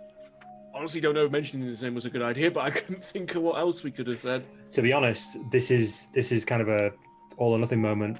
We need him to get our hands on the Ring of Winter, or at least get a lead on the Ring of Winter. Or I think we have at least proved because he was wanted alive. Yeah. If I he- remember rightly. So if we he- have at least guaranteed that because of that rule. Preferably And alive. we caught him. We got him back, so he's ours now, and we can deliver under him our to, protection. Yeah. to somebody who is giving us a reward. And He also, is if unofficially our prisoner. if he is a convicted criminal, we have to abide the law and bring him back. Okay. Now, as you look at this bounty, do you remember the bounty that you were offered by the two, Selsig? I think I remember. And that. you- 4,000. What? We were offered 4,000. Oh, The large bounty on this sheet says 5,000 gold. Oh, I see. And it's far more official. So I like that. Could we take that? Is that okay? We, of course, we should always try to apprehend criminals, shouldn't we? And Larg is kind of like Well, if it or the Weevil, whatever it is, kind of looks around. He's gonna like, kill us That's all not now." me. You can't prove a damn thing. That's not me. And Norbeck says, "Oh, I think I'll be able to prove a fair bit. Because when I show them these," and he pulls out, like reaches forward and grabs from the belt, the two hand axes. Because when I show them these, and when I have our keep wizard here do a little bit of a search, he's gonna find both of these are magical. Ain't I the Weevil? And he sort of, ain't I Weevil? And he stares at him, and Larg just sort of sullenly glares back at him like if looks could kill type of thing. And he says, this filth has been causing more problems up and down this area of the Sword Coast all the way to Mirabar in the last couple of years than giants and dragons put together. And Mirabar has sent out this bounty to all of us, 5,000 direct for anyone that can bring him back to face justice in the city. He'll be, they say, a dwarf carrying 2 magical hand axes. The reason I didn't recognize him is because we get all kinds of dwarves, and the last I had heard he was heading east, way out beyond the Lurkwood. Certainly not anyone who was going to be coming down this way. But now it all makes sense. Our Zatska, you're an old softy, he kind of says. Now, she's not in the room, obviously, but he says, old softy. I'm going to have to talk with her about just taking anyone in. She's a half ogre with a heart of gold, And he looks up at all of you and The says, only thing was golden But you're going to be a nice little boost to the coffers here, so we can get a little bit of money for our defenses. We're going to take you back to Mirabar ourselves, straight there, and you can explain yourself to the magistrates when you arrive, Larg. We need him for other reasons as well. Also, we got him back. Yeah. And he kind of looks at you and is like, Do you "What?" think the giants attacked because they wanted the bounty on his head? And he says, I don't know. It's a good question. Why So, did they come after you? You're going to try and claim the bounty, considering this guy's been hiding in your keep for God knows how many months and causing problems for you. When we turn up and within 2 days, not even 2 days, discover who he is, foil his escape or capture, and then bring him back unscathed. No, Now he's wait our- just a moment. Our prisoner. Now wait just a moment. First of all, this one was found as trying to bring back an attack on our keep. And let me remind you that you might not be standing here if my people hadn't come and gotten and saved you the rest of the way. That doesn't mean that I'm going to cut you out. Obviously, you'd be given a reward for what you've done. But I've got to think about protecting this keep too. The defenses have been hurt. We've been injured. Once we're able to get some healing in you, you'll be fine. The keep, though, won't be. Now, Yeah, what do you that's propose fine. to do about that? That's fine. So we Okay, make a cut. We each get 1,300 gold each. You get the rest. No, actually, the Weevil has something in his possession that he has stolen and that we were charged to bring back to the owner. If you help us find that, I'm 100% sure we can come to a very agreeable deal here. And he sort of stares up at you, Norbeck does, and says, all right, what is this object that he's supposed to have? It's a family heirloom. It's a ring. And so Larg kind of looks up at you with his eyes wide, and then, the ring? What kind of ring? I will place my hand on Log's shoulder and I will say to him quietly, gonna you know kill you. exactly which ring we're talking about, and we need it now. And he kind of stares up at you. He's like, all right, well, I mean, it was just a little thing, you know. And he draws off of his finger, his pinky actually, this small golden ring, which he holds up to you. Okay, can I? I grab it. They never Yeah, would have. that's- They never would have missed it again. We've got a description of the Ring of Winter, haven't we? Yes, we got it. Okay, does this? But I don't fit the have it anymore. No, No, that's fine. But does this fit the description of the Ring of Winter No, it that does we were not. given? No, it does not. Okay. No. Well, I'll take the ring and I'll go, well, that's nice and all, and I'll flick it over to Celsig. I was like, but we're talking about a more special ring. We're talking about a ring from, oh, I forgot his name now. Oh, God. Eric. Artist wasn't it? Simber. What are you talking Artist. about? We're talking Artist about the ring that did belong or used to belong to Artist Simba. in Brinchander. Artist Simber. What are you talking about? I haven't been up Bryn Shander way in an age. Can I Yep. use insight to see whether he has been lying? Yes. Okay. Yes, you may. Because I'm staring at him. Can I too? There, 25. Oh, that's yeah, fine. We're yes, good. you can. It certainly sounds like he seems actually a little confused by your question. It certainly doesn't sound like he knows, like he's been to Bryn Shander, at least based on what you can tell. It seems It pretty doesn't have to have straightforward. been. I'll say it doesn't have to have been at Bryn Shander. It could have been at any point. You'll have met somebody, Wasn't- fleeced them, won it in a poker game, something like that. What is this Wasn't the- ring? wasn't- He says. Wasn't the father traveling? Wasn't that something like that? Allegedly, yeah. Yeah, The traveling. father to, Archer Simber, wasn't he traveling? Mm-hmm. Mm. What is this ring you're talking about? It's a very important item on the quest that we're currently embarking upon. I can't tell you what I've stolen and not stolen if you haven't told me what it is, though. Can we just rattle down the description of the ring? Yeah. Do you actually do? Well, I mean, the question is, do you say it's a ring of winter, or do you just describe everything about it? Like, Oh, I don't think describe- there's written Ring of Winter on it, so I'm not sure what the name would. No, change. yeah. Well, I'll describe it as best as I can remember, and then say it's also known as the Ring of Winter. so when you say the ring of winter, both the Larg / the Weevil and Dorbeck look up at you like, or Norbeck look up and say, "Huh?" And they both sort of at the same time say, "Ring of winter," and then Norbeck sort of like looks back stunned, and Larg begins to laugh. Are you joking? Are you daft? Do you think I would be anywhere near here if I had the Ring of Winter? If I had the Ring of Winter right now, I'd be ruling some castle with a giantess lass to attend to my needs, not cleaning out the stables in this sty. No, I don't have the Ring of Winter, but if you tell me where it is, I'd be happy to try to steal it. Good Lord, the Ring of Winter. Like, he just goes on and on, and like what on earth? This is either an incredibly elaborate lie, or he's telling the truth, and he has no idea what you're talking about. Giants seem to think you've got it. Say again? I'm sorry, Urash? Is it Norbeck that's with us as well? Yes, Norbeck is the head of the keep, who's like... Can I just look over at him? You seem to know the Ring of Winter. What do you know about it? He says, I do. It's a legendary ring, supposed to have some great powers and be connected to the giants. But I haven't heard about the Ring of Winter as being something major here in 50 years. Why? Are there rumors of the Ring of Winter? There's things about it? With an insight check of 21, do I know if he's lying? Nope. Yes, like it doesn't seem like he's lying. It certainly doesn't seem like he's lying. Yeah. Yeah, no, it certainly doesn't seem like he's lying. It seems like he's saying that he's definitely heard of the Ring of Winter. It's like an artifact, the way he described it, but it's sort of like someone saying, do you have Excalibur? And him being like what? Excalibur? The Shroud of Turin, like, that type of thing. Like, okay. Is there a seat that I can sit down in? There isn't really, unless you move one of the other people that are sitting in front of it. That's I also cool. need to mention that I've Chrono Wolf. I see you, man, and I'll be right back with you in just a second. Okay, I'll lean on the table and look at Larg, and I'll say essentially what Salsig just said is, there was an incident involving some giants, and that's what we're investigating at the moment. And we're not the bad guys here. We're just after this ring so that we can try and help a lot of people from getting hurt. So any information you have about the Ring of Winter would be greatly appreciated. And he sort of looks at you, and he gets this cunning sort of smile on his face, sort of a nasty grin. Because you said this to Larg, right? To the Weevil? And he gets this nasty grin, and he says, maybe I can figure out a way to help you.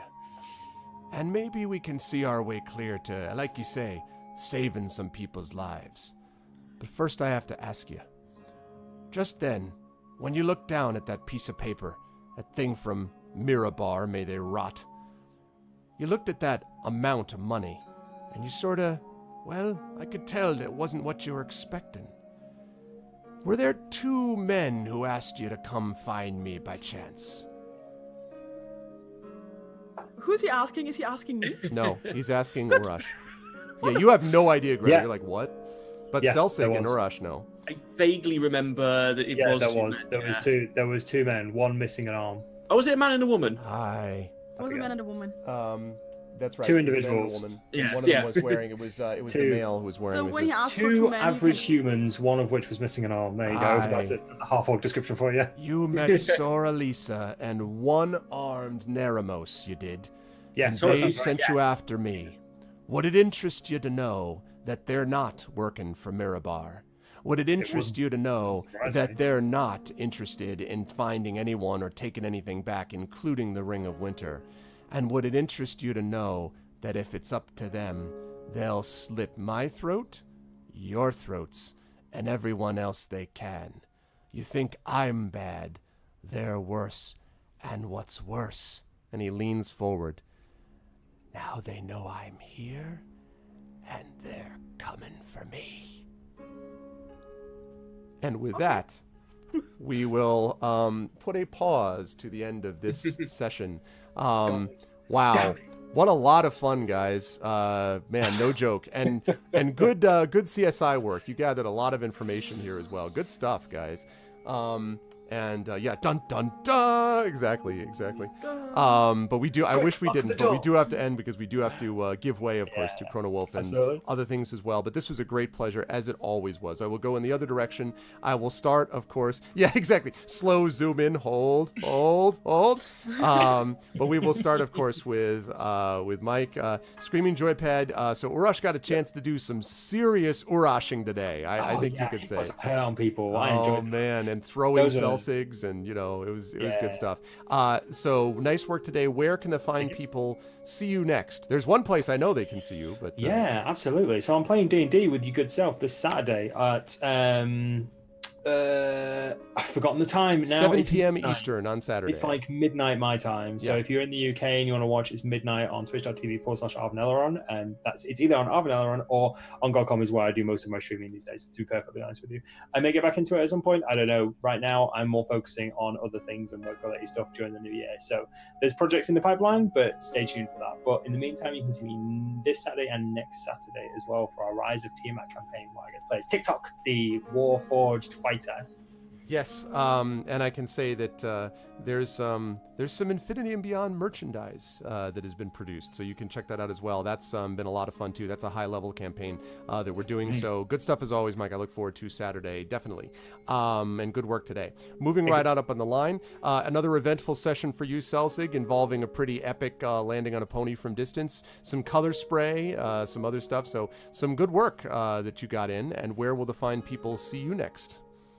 Well, all being well, I should be right back here on the channel tomorrow at 9 p.m. GMT or UTC, and I should be taking a look at Quest for Infamy, which is on promo this week. And I thought, I've been playing The Witcher quite heavily, so I thought I'd branch out, play a game I haven't really tried before. Nice old retro style point and click. Lovely, good stuff. Yeah, and I've actually been able to lurk once or twice in the Witcher 3 streams on your channel, so hopefully I'll be able to do that a little bit more. But good stuff, Saber. As always, a pleasure, and definitely check his channel out and him on GOG, of course. And last but certainly not least, we have, of course, Pyron Jade, who, being a little initially tired, definitely rallied very early on and was very present for a lot of it, either running a lot, falling off of ponies, or doing epic heals, plus fire followed by water. So a lot of elemental Divinity Original Sin stuff. So there was good stuff today. Pyron, where will the fine people see you next? I'm currently not streaming regularly on GOG.com because I have some major stuff going on in real life that I can't talk about now until it's all official. But I'm going to be back next week for a little special streaming thing we're doing. And we're also planning something epic, wonderful, and great for February that I hope we can pull off, because it's going to be like a big thing, and I'm going to participate in that as well as much as I can. I hope to be back to streaming regularly soon, but soon means in several months by now. Anyway, I'm going to be back for D&D as well, so you're going to see a little bit of me, and I'm also sometimes in chat, as you might know, and yeah, so you wonderful people, you see me around. Good stuff, and good work from everybody. Again, as I've mentioned multiple times, like, I really enjoy all of the campaigns, but I really have enjoyed this crew, and I think they actually work really well with each other, so it's been a lot of fun. I've been enjoying quite a lot having them around and doing this campaign with them, and yeah, so I look forward to the next session that we play of Storm King's Thunder. I'm going to close up shop, but I will let them go in Zoom. Pyron, Saber, Mike, thank you guys so much, and I will catch all of you wonderful people soon. Chat, can we get some love for our players? Boop. All right. Good stuff, everyone.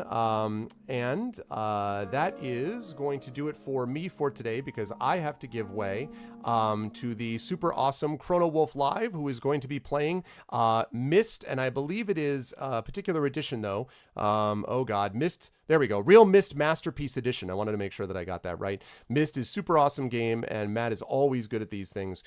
So you guys should definitely stick around for the super awesome Chrono Wolf.